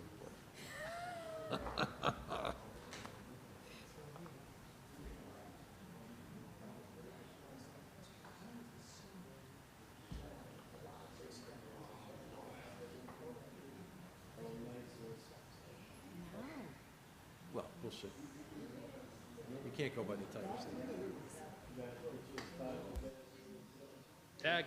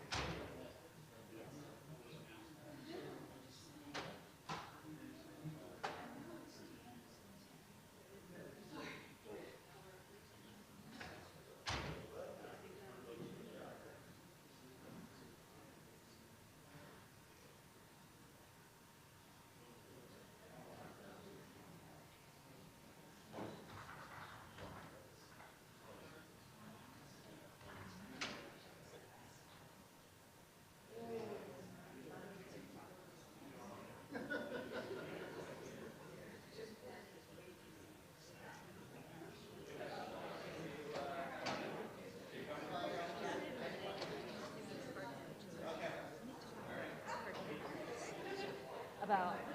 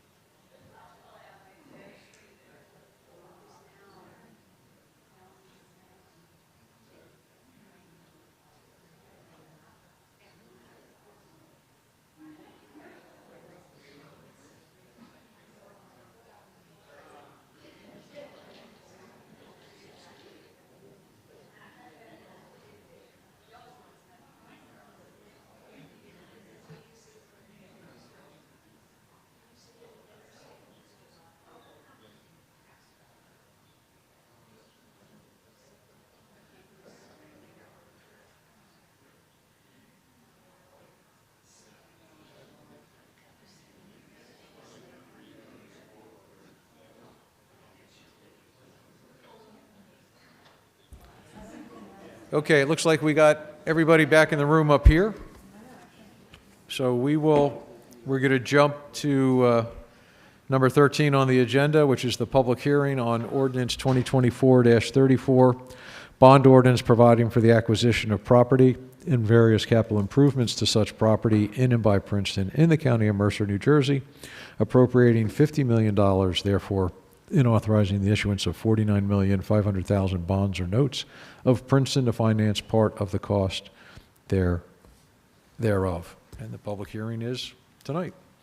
So could we have somebody move this first? Thank you, Michelle. Is there a second? Leticia's got the second. And let's start with discussion up here, and then we'll jump to public discussion. I'm sorry. Actually, Steve, you are going to do your magic and explain a lot. Not so much magic tonight, Mayor. Good evening. This is the second ordinance in connection with the acquisition of property. The council will remember. Can you hear me now, Dave? Got to speak right into. There we go. There you go. The council will remember that they had previously adopted Resolution 2024-35 authorizing the acquisition of the property.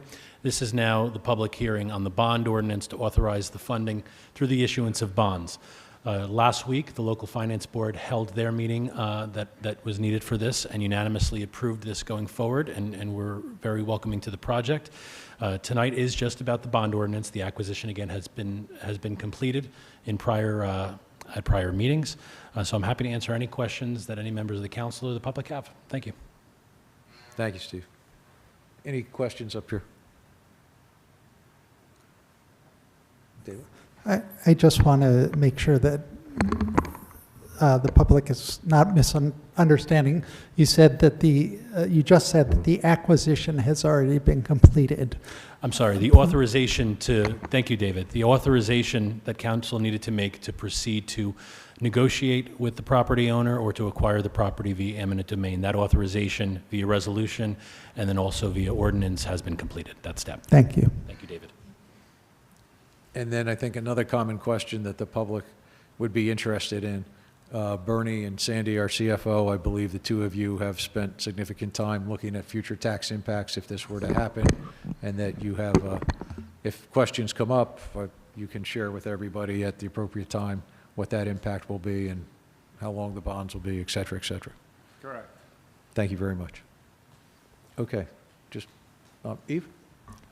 Can I just follow up on that a bit, which is I have heard some concerns from the general public about the impact this will have on Princeton's ability to respond to other needs, other things that we might want to do. And I think if I remember correctly, Sandy had some time ago said that, you know, because of our AAA rating, we could theoretically bond for up to $200 million. Is that the right number? And maybe you could just comment on that, and that this action doesn't endanger the municipality's future in any way.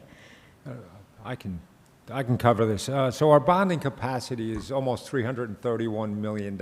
We currently have a little over $202 million available to us. This number represents 15% of our total capacity and about 25% of our remaining capacity. So there is still plenty of capacity available to us after this purchase. So I would just make one comment. Thank you for the very correct answer as to what our capacity is and what we could do. But I would just want the public to be reassured we are not looking to run out and use up our bonding capacity, because there would be an impact on everybody. And so we're well aware of that. And we look at this and we look at other projects coming up. We will be looking at all of them in total, and we will not be looking at things without considering the impact of everything together that we hope to be doing over the next several years. I just want to, for everybody listening and people that will watch this after the fact, I just want to make sure we say that and make it clear that we're not running off and throwing money around all over the place. Thank you. Any other questions up here? I'll open up to the public if not. Anybody in the audience, in the room, that has anything to say? Okay, nobody in the room. Anybody on Zoom that has a comment or question on this item? All right, I see a hand up. Adam, can you bring in the first person? And as usual, if you introduce yourself, your address, and the 3-minute limitation is in effect. Josh? Hello, can you hear me? Yes, sir. Okay, Joshua Zinder. I live at 142 Moore Street. I'm sorry I missed part of what you were saying a second ago because it blinked out on my computer. So if I'm repeating something that was of issue, please forgive me. But so I live about a block away or so from Westminster. My children, as you know previously, have taken part in music classes, opera, performed many different times in the halls, and numerous other activities, including sledding on the hills every winter. You know, I guess my biggest issue is, as I mentioned before, is that I do not know what the town exactly has planned for Westminster Choir College, but as I stated, it should be in the hands of responsible parties and stakeholders, which I believe the school district has demonstrated over and over that they are not good stewards of our properties and the buildings they manage, like Valley Road School. Westminster represents a huge opportunity for our community, whomever's hands it is in. I hope it's used for the benefit of the greater Princeton community through housing, entertainment, community, nonprofits, open space, and clearly portions preserved for a historic legacy. I don't know that this acquisition is the right thing to do, but I'm optimistic for its potential. And I'm fearful if the school district gets it, that more of Princeton's architectural legacy will be squandered. So that's my general statement. And then I am curious, how floating a bond for $50 million, if this does go through, impacts our taxes. Right. So Josh, Thank we had just talked somewhat about that, but Bernie, do you want to give a little more detail on what we believe the tax impact could be? So over the course of a 30-year bond, the average household will pay $329 per year for the $50 million bond. Okay. Thank you. All right. Is there anyone else on Zoom that has a comment or question? I'm sorry. Just with respect to the number that was given, I want it to be understood that it's a worst-case scenario with no other revenues coming in to offset, from the property, just to make the full Good point. picture. Yeah. Thank you. And I think it is very much a worst-case scenario. We don't anticipate that that's what will actually be the case, but we always have to hope for the best and prepare for the worst. So. Okay. All right. I don't see any other hands up on Zoom. There's nobody else in the room that wishes to comment on this at this point. We'll close the public hearing and a roll call vote, please.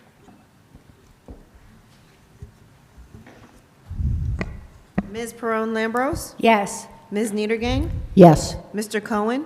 Yes. Ms. Sachs? Yes. Ms. Fraga? Yes. Mr. Newland? Yes. Carried. Thank you very much. Thank you all for attending this evening. Have a great evening. Okay, let's jump back to our work session regarding metered parking reservation meter bag regulations. The excitement is unbelievable.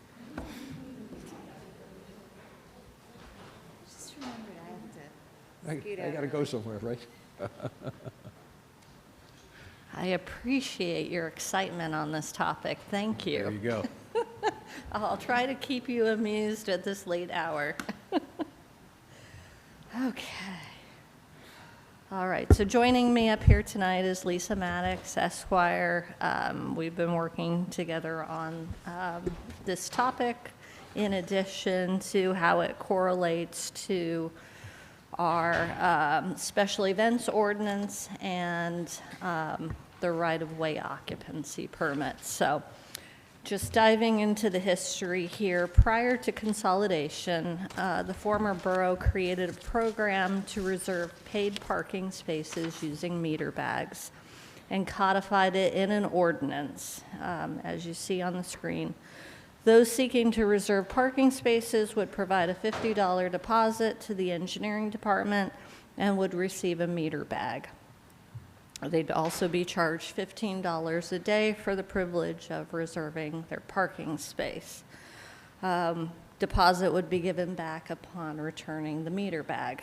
At the time and throughout this process, some allowances were made to allow different groups to purchase their own meter bags and to reserve spaces as they needed without coordination with Princeton. And this practice still continues with a few different entities, and it will be something that we will be looking to end with a new ordinance when it comes to council. So when we changed the parking system in 2018, we introduced a combination system of both meters and pay stations. So the old method of the meter bag reservation system became more complicated because with pay stations, we don't have space numbers, we don't have delineated parking spaces. So it's a different reservation system where our staff is actually going out and putting signs and cones out, or working with the person or with the group that wants to reserve spaces for them to help facilitate that. In terms of the meters, our staff now put the meter bags in place rather than having it be a deposit system where we had to rely on the person to bring the bags back.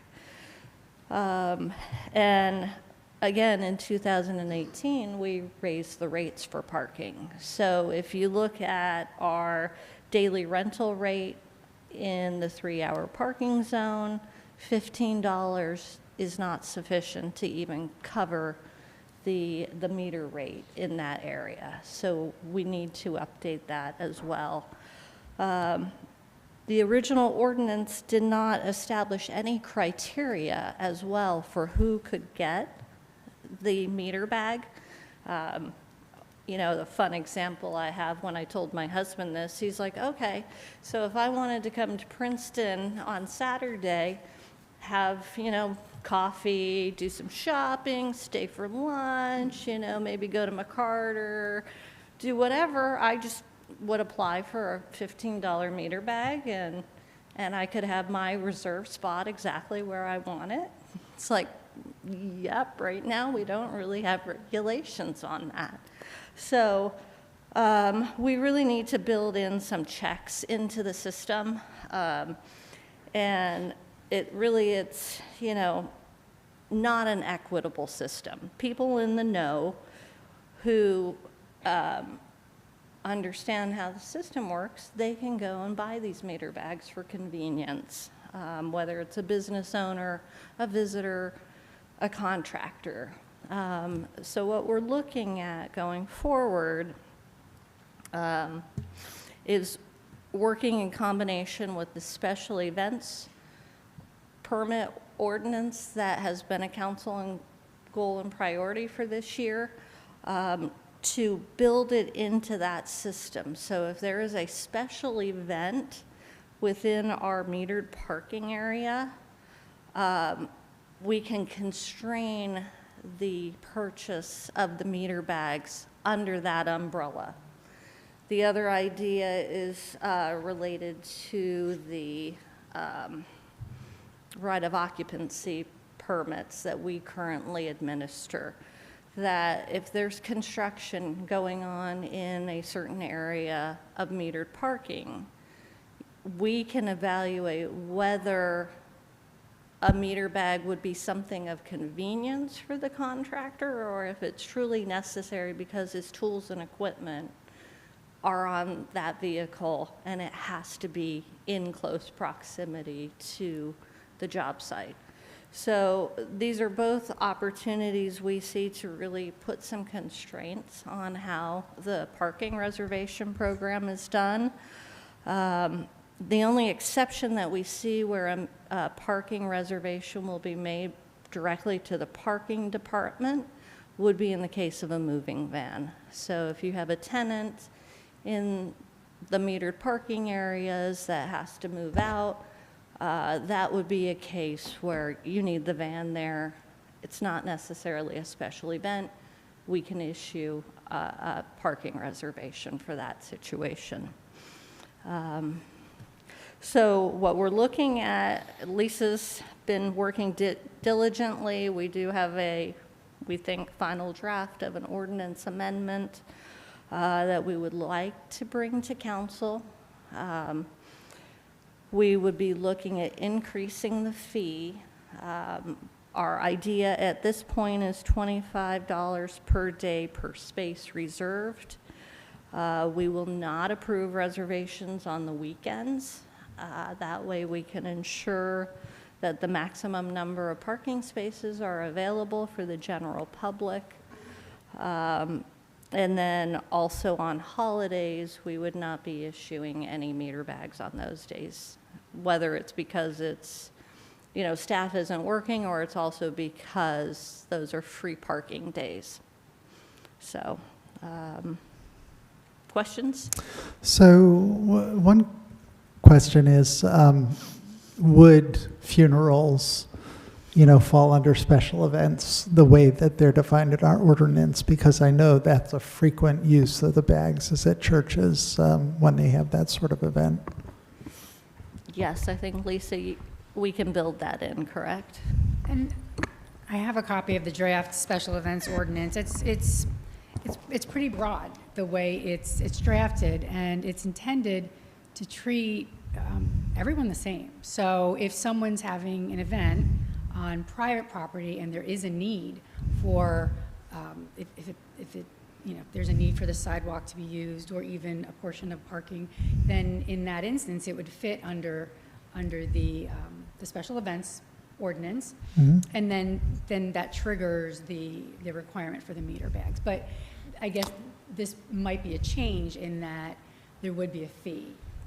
And right now, the way that the ordinance is drafted, special events, is that there's no limit on how often someone can request, and we'll be talking about special events more at a later date, but that could also change in the future if, those are the types of items that you may decide to change later on. But the way that it's currently drafted, there wouldn't be any limitations on the frequency that a member of the public could request a meter bag for a special event. Or a church. Or church, but it Right. treats, I guess the big idea here is to ensure that everyone is treated the same, and all similarly situated groups are treated equitably and fairly and according to the same rules. And that everyone's aware, the public's aware of what the rules are. Okay, so Michelle had her hand up, then Eve had her hand up, then I got some comments, and then we'll see who else has comments. But Michelle, why don't you? Well, that's good that funerals could come under special events, because that was one of my questions with the churches and the funeral homes that do bags. But funerals happen on the weekends, and so do special events. And, the holidays, it is free, but it's not reserved, and by getting the bag there, it may be something that overlaps like an event. I think if it's going to be under the guise of special events, which I think is an interesting idea, you might want to definitely reconsider the weekends, but even the holidays, because it's paying a fee for the convenience of the bag and the reserved spot, as opposed to whether or not we're getting revenue. Because those free days, you can't find a spot anywhere in town. So the other thing is, I was just going to say, I think $25 seems pretty reasonable. I mean, it's 12 hours of meters, $1.75 an hour, so that makes sense. And you're paying a little bit more because it's a convenience. So I think it makes sense. And there's no so far. separate application fee. So that's sort of, the administration is rolled into that fee. It's only a few extra dollars, but everything's inclusive in that fee. And then are we rolling in if it's a kiosk area and not a metered area? Are we rolling in that there would be cones or something, and the same fee would apply to putting cones? It would, yes. Okay. While the cost of the parking space is less, our administrative fee is higher because of the cones and the signage and just the labor that's needed to get there in time to reserve those spaces before parkers come. Okay, thanks. That's it for so far. Thank you. Eve?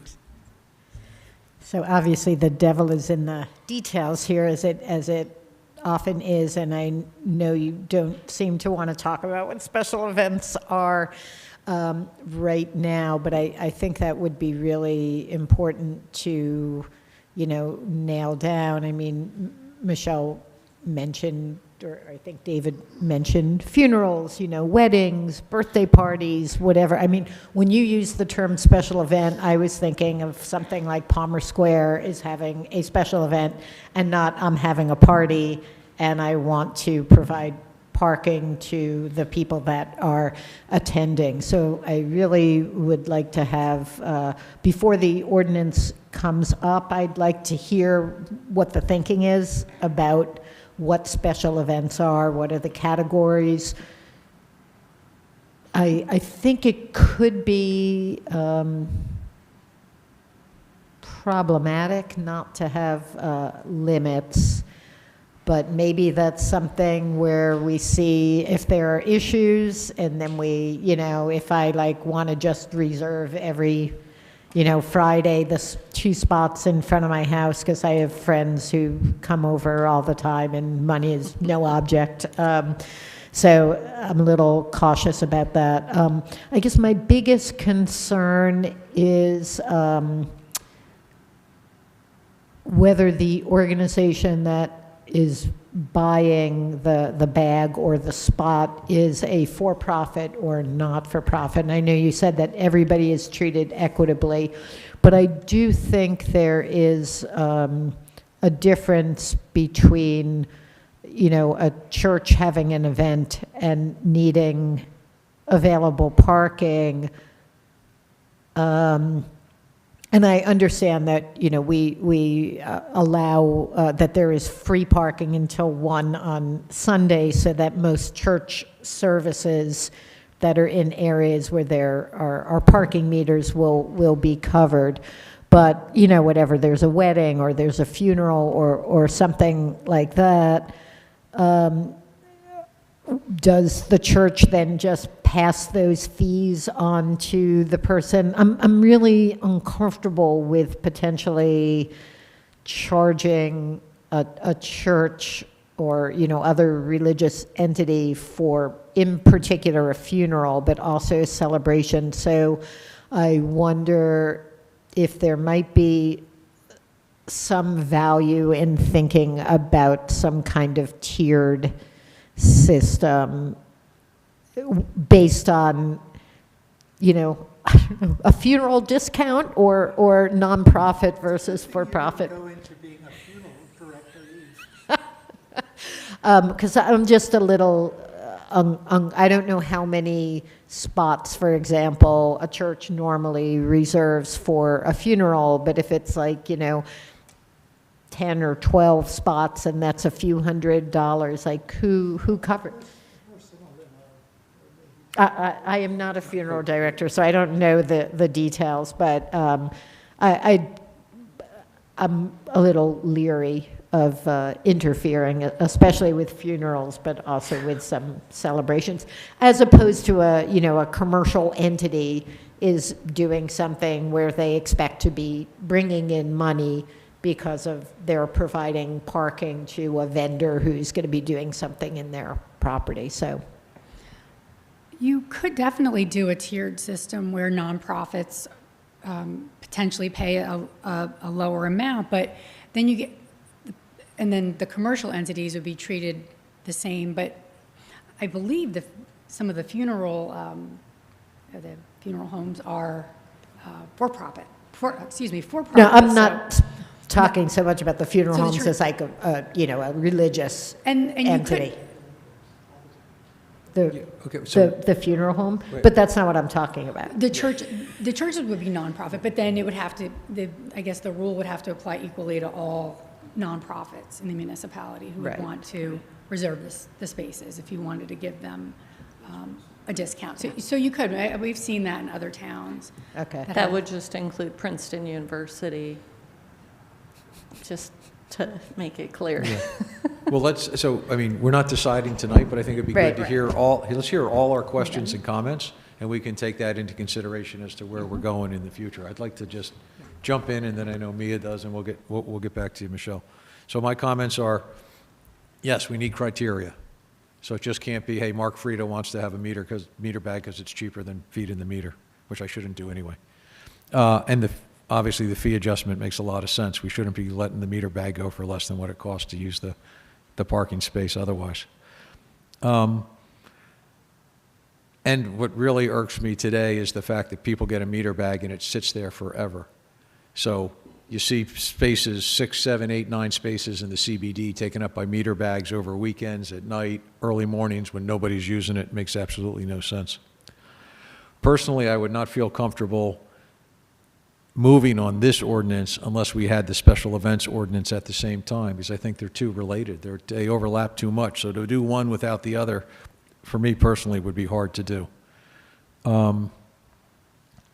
And I'm very concerned about the longstanding practice, decades and decades and decades, of the funeral homes and churches, some of the churches, houses of worship, using spaces. In the houses of worship, I think the ones that we had kind of agreed to, or the former borough had agreed to a very long time ago, was pretty much for people that needed to park close by, because today would be for ADA spaces. Back then, they didn't quite have that terminology. And the funeral homes, one has had meter bags since we started meter bags, but I think had the practice of using those spaces even before the meters were there. The other funeral home has the practice of marking off a section of the street and has done that. They've both done it for, I would say, 40 or 50 years, but I could be corrected on that. So I'm just very concerned about how we handle that going forward, and I think it needs a lot of thought. I didn't understand the thing on weekends, because I see the one thing on the slide that says hey, we're not going to do it on holiday weekends, but then, Deanna, I lost you. Are we not doing it on any weekend? Is that the suggestion? That was a suggestion, was to avoid meter bags on Right. weekends, unless, obviously, if it's tied to a special event over the weekend. Okay. No, thank you. Yeah, I totally agree. We should really try to not do it on weekends. The only other comment I heard was, hey, we might want to tie the meter bags to, you're using a meter close to the job site. I'd actually offer an incentive to park further away from the job site. So in other words, if I'm working on Nassau Street, I'll give you a break in cost to go take 5 meter bags on University Place because I'd rather not take up the spaces on Nassau. I don't know how hard that would be to administer, and maybe it's just too hard to do it, but anyway, those are my comments. Mia, Michelle, and then whoever else. I agree with all of Mark's comments. And just to the description of the funeral homes, and yes, it has been forever, you know, as least as long as I've been alive, which I'm not going to say how long that is. But I guess my question is, like, what is the legal definition of a special event? Because speaking of funerals, I mean, you know, there's nothing, you know, death and taxes, it's, you know, it's pretty routine. Weddings are routine. I mean, how, is there some definition in the law or in New Jersey state law? I mean, because I think a lot of what we're describing are really not, they're actually annual events or weekly events, or so how are we even, what is the foundational, definition of what is a special event as opposed to a regular event? This illustrates the chicken and egg debate that we had in scheduling this meter bag discussion today. We were going back and forth of should we have had the special events first and then talk about meter bags, or vice versa. We anticipate coming on at the next council meeting to give a whole work session on the special events ordinance and where we're at in that in terms of. But I can say that the way that the draft ordinance that you'll be seeing in a couple of weeks defines special event, it doesn't, we get into the details in the ordinance, but it doesn't mean it has to be special. All it really means is that a member of the private community wants to utilize public space for a private event. Yeah. That's really how it's defined. It's the focus is on the potentially exclusive use of public area for private purpose. That's really important because, and I think the ordinance should maybe be changed to be clear about what this is. It's a use of public space by a private entity, which makes it not available for the public, which is different than a special event, which seems a bit more benign than, commandeering public space for private use. Not that we can't, there are extenuating circumstances, but it does come at a cost to the public to whom those roads and those spaces belong. And so, speaking for myself, I think that the criteria should be, should really be extenuating circumstances and should be quite rigorous. I think maybe we should get rid of the term special event because that is just really confusing. Thank you, Mia. And I think maybe really what we're talking about is a rental, a short-term rental of public space. Maybe that kind of language would make it clearer. I'm not sure I agree with Mia about extenuating circumstances, but anyway, So, sorry, okay. I jumped out. I just want to say again, we're not deciding this tonight, so I think all we need to do is give an opinion. We don't need to try to resolve the specific points with all due respect. Mia, were you done? Michelle had her hand up next, and then David is the... Just then a couple. Leticia, then David. Okay, yeah, thanks. Go ahead, Just Michelle. a couple quick considerations. One is obviously we should reach out, especially to the ones that would be most affected, those funeral homes. in a couple of churches. And I think one of the churches actually does something where they have meals on a certain day of the week, and they're using those bags. So I just want to make sure that we reach out and understand their uses before we move forward. And I think that defining too, as you're doing definitions, the length of time and the days. So like construction would never be on a weekend or holiday. That's an easy one to just say no to. I agree, those meter bags sometimes sit there for weeks on end and take up space. Moving should be maybe be a one-day, issue. It should be, and then maybe special events. Also, you define the number of days. I mean, special events don't last, for a week. Usually they're defined as a couple of days. So anyway, I just wanted to mention those things. Thanks. Thanks, Michelle. Leticia and then David. Yep, thanks. So for the most part, I think this is very reasonable and definitely on increasing and clarifying what the qualifications are for as far as who can park and what the fee is going to be. And when we're talking about whether it's special events or just a general events, but mainly from what I heard is use of public space by private property, private entity. What came to mind to me was the farmers market, which is when it's in place, it's on a regular basis every Thursday. I'm not sure if right now are they paying to park or just an agreement that they would park? They have free space in the garage. And on the street. But also and on the street, yes. So that's something that I was wanting to clarify, how that space is going to be used, and if there's going to be a fee, it should be equitable for anyone that's using that space. The policy, I mean. Thanks. David was next. Yeah, so I also liked all of Mark's comments, with the possible exception of worrying about how long the funeral homes have been getting their parking for free. I think that, and also to Eve's concern about, charging for funerals, this is one of the most expensive events that happens in the life of any family, and the cost for the meter bags is negligible compared to the cost of rental of the funeral home and the preparation services and the coffin and all that kind of stuff. So I really don't think that we should be letting the cost of a meter bag drive the decision about exempting that kind of use. I think that the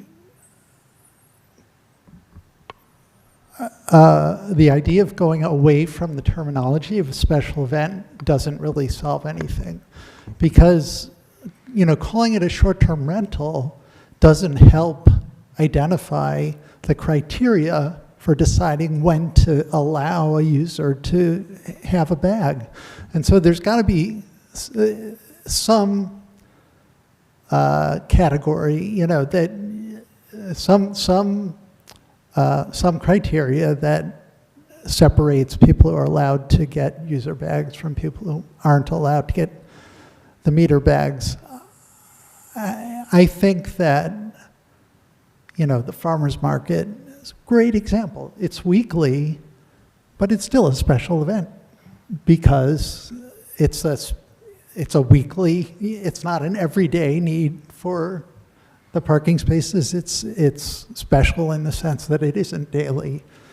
So I don't think the frequency of recurrence is something that we should necessarily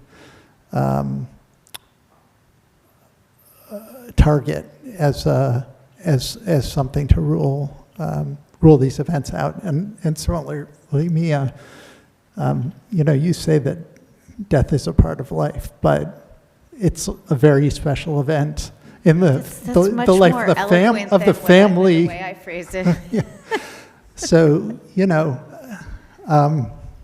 yeah. So I think connecting it to our special events ordinance is a clever way of trying to get at what the criteria are, and I'll save more reflections until a couple weeks from now when we're going to talk about the special events ordinance.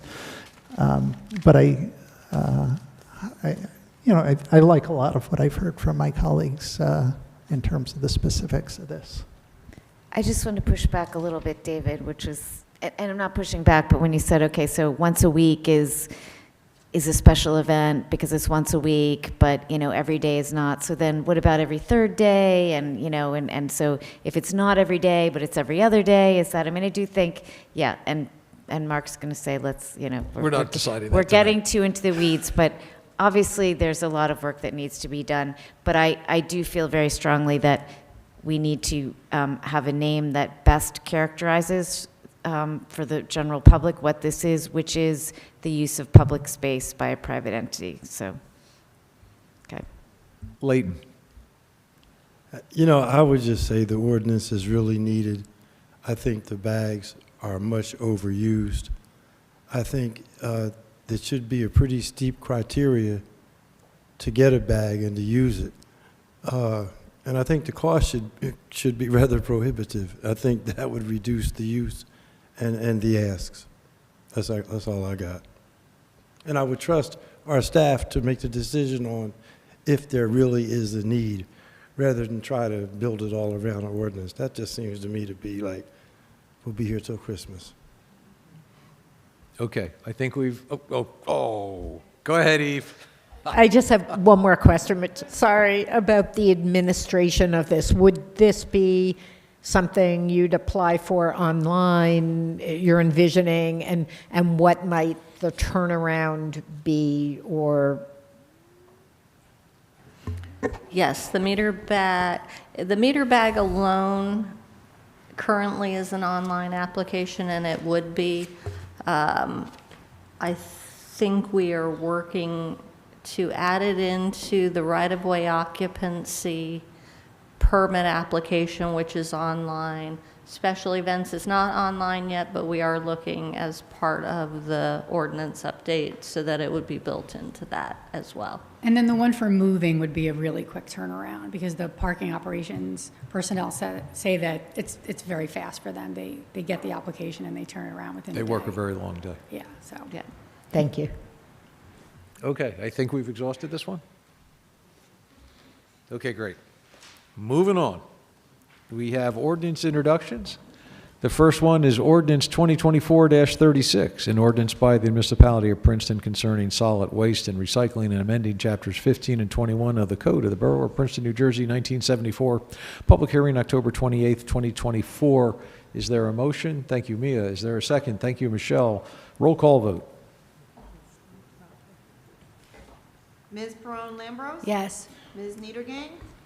Yes. Mr. Cohen? Yes. Ms. Sachs? Yes. Ms. Fraga? Yes. Mr. Newland? Yes. Carried. Thank you. Ordinance 2024-37, an ordinance by the municipality of Princeton regulating loading zones and parking on Palmer Square East and amending the Code of the Borough of Princeton, New Jersey, 1974. Public hearing October 28th, 2024.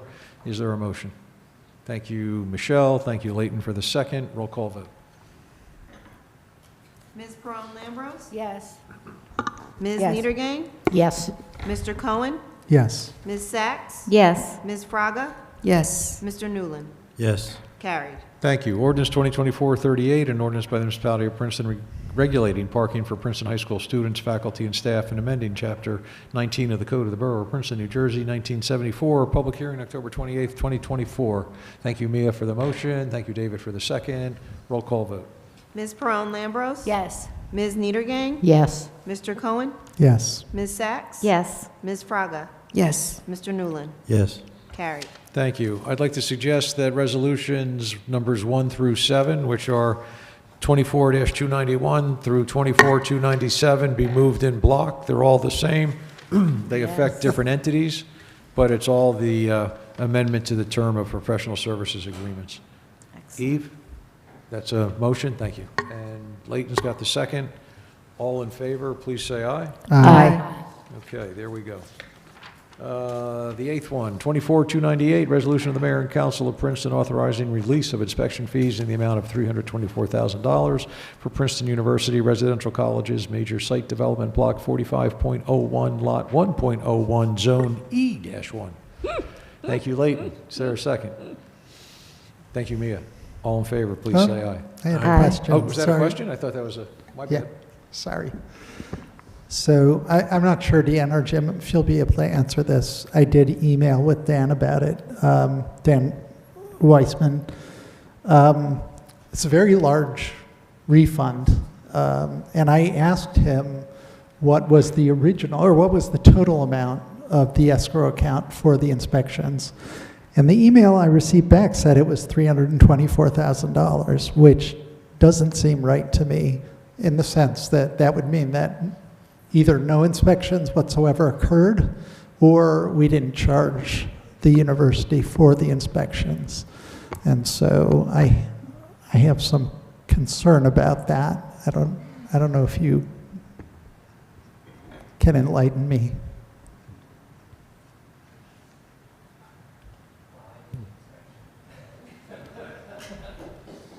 The answer is no, we did not bill the university for the inspection. It was a walkthrough that I did as the assistant municipal engineer. I was no longer the land use engineer at the time. I guess it's an oversight. Okay.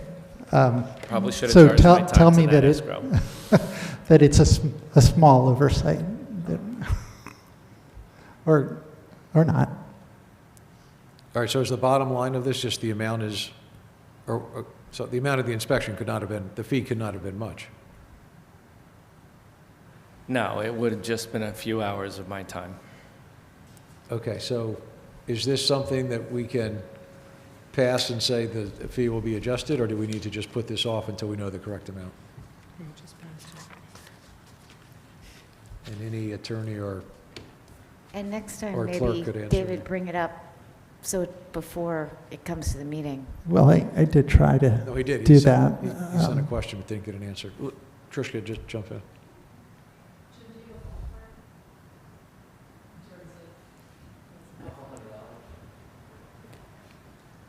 I think you could approve the return of the inspection escrows less whatever the charge is for Jim's walkthrough. Yeah, it's pretty insignificant amount of Yeah. money. Okay, so why don't we just to be clear, the motion should be we're making this refund minus the time for two of our staff people that have made an inspection. If that's acceptable to, who moved this originally? But we already, I think we already voted on it. No, we didn't. We were about to when David said he had Oh, a we did? question. Okay. So we said- I forget who made the motion. I think, Oh, okay. I Leighton think we just moved it, voted on Mia it, seconded it. but that's okay, we can vote again. Is that all right, Leighton, if we adjust that motion to that? Just the motion as we just spoke about Yeah. with regard to. Okay, Mia, that's still, Yeah. you did the second? Okay. Any other questions on this? All in favor, say aye. Aye. That's what I get for trying to do them quick, sorry. Mayor, I just wanted to point out the way the text is written in the resolution is that we're recommending the release of the inspection fees, less fees incurred for inspection costs. perfect. So Thank you. that already provides us that provision to Okay. charge As Jim's See, time. you should have answered the legal You- question. I not know me. it, I just wasn't quick enough, I'm sorry. Deanna, as long as you and Raina have it right, that was great. Thank you very much. The next item I believe we're going to not act on, this is to allow the auctioning off of a fire truck that we no longer need. But there is a possibility, due to the recent hurricanes, that there are a number of fire departments in the southern part of the country that may be in dire need of equipment, and our fire chief is looking into that and has asked that we don't act on this until he knows for certain whether there might be a need to donate equipment to fire departments that were wiped out. So if it's all right if we just Yep. not act on this tonight.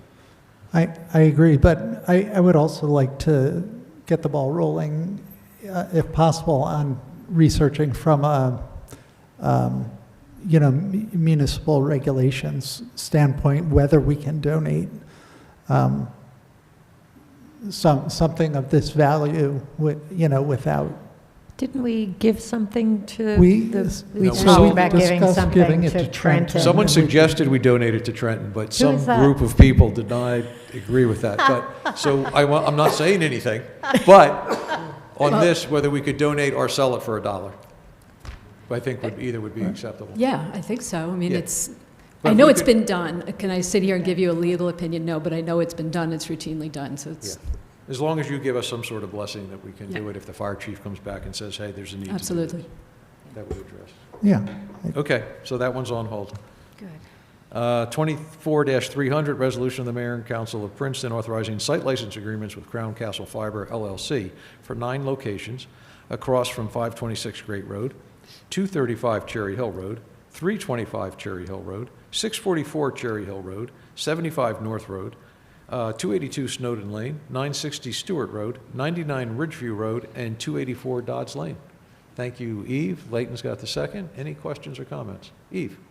I just want to express my incredible gratitude to Jim in particular, but Deanna as well, for just moving this along. I've already been in touch with a couple of constituents who have been bitterly complaining about cell service, and I know we don't know when this will come into place, but when they are, if you could let us know, that would be great. And just, I know it's really been a priority for you, and it is for our residents, so I really appreciate both of you. Thank you.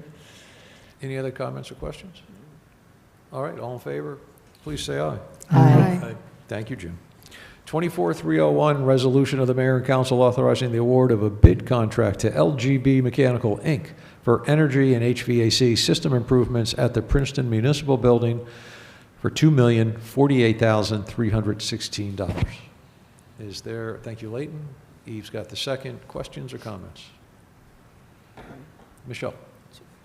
PSE&G going to help us out on this one, Deanna? Yes, we have submitted an application to PSE&G under their Custom Measures Incentive Program, and that we are eligible for a rebate for the new equipment. We're still waiting to see what the incentive amount is. It has not been finalized. Getting this contract awarded was needed before we could finalize that process. The initial bid that we had put out included energy efficiency upgrades to the lights as well. That typically drives incentives more than what we're doing with the chillers. That will be coming in a separate bid package. We didn't have enough money to go forward with that. And so in the 2025 capital budget, we will be including that lighting upgrade work, and that will include PSE&G incentives as well. Great, thank you. Thank you. Any other questions or comments?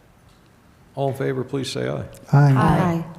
24-302, resolution of the mayor and council of Princeton appointing the deputy administrator of infrastructure and operations as authorized representative for purposes of filing applications with the New Jersey Department of Environmental Protection and the Infrastructure Bank for the municipality of Princeton's mini system number 36 sanitary sewer rehabilitation project. Thank you, Mia. Michelle's got the second. Questions or comments? All in favor, please say aye. Aye. 24-303, resolution of the mayor and council of the municipality of Princeton, affordable housing home improvement program loan application for 417 Brick House Road. Thank you, David. Thank you, Layton, for the second. Questions or comments?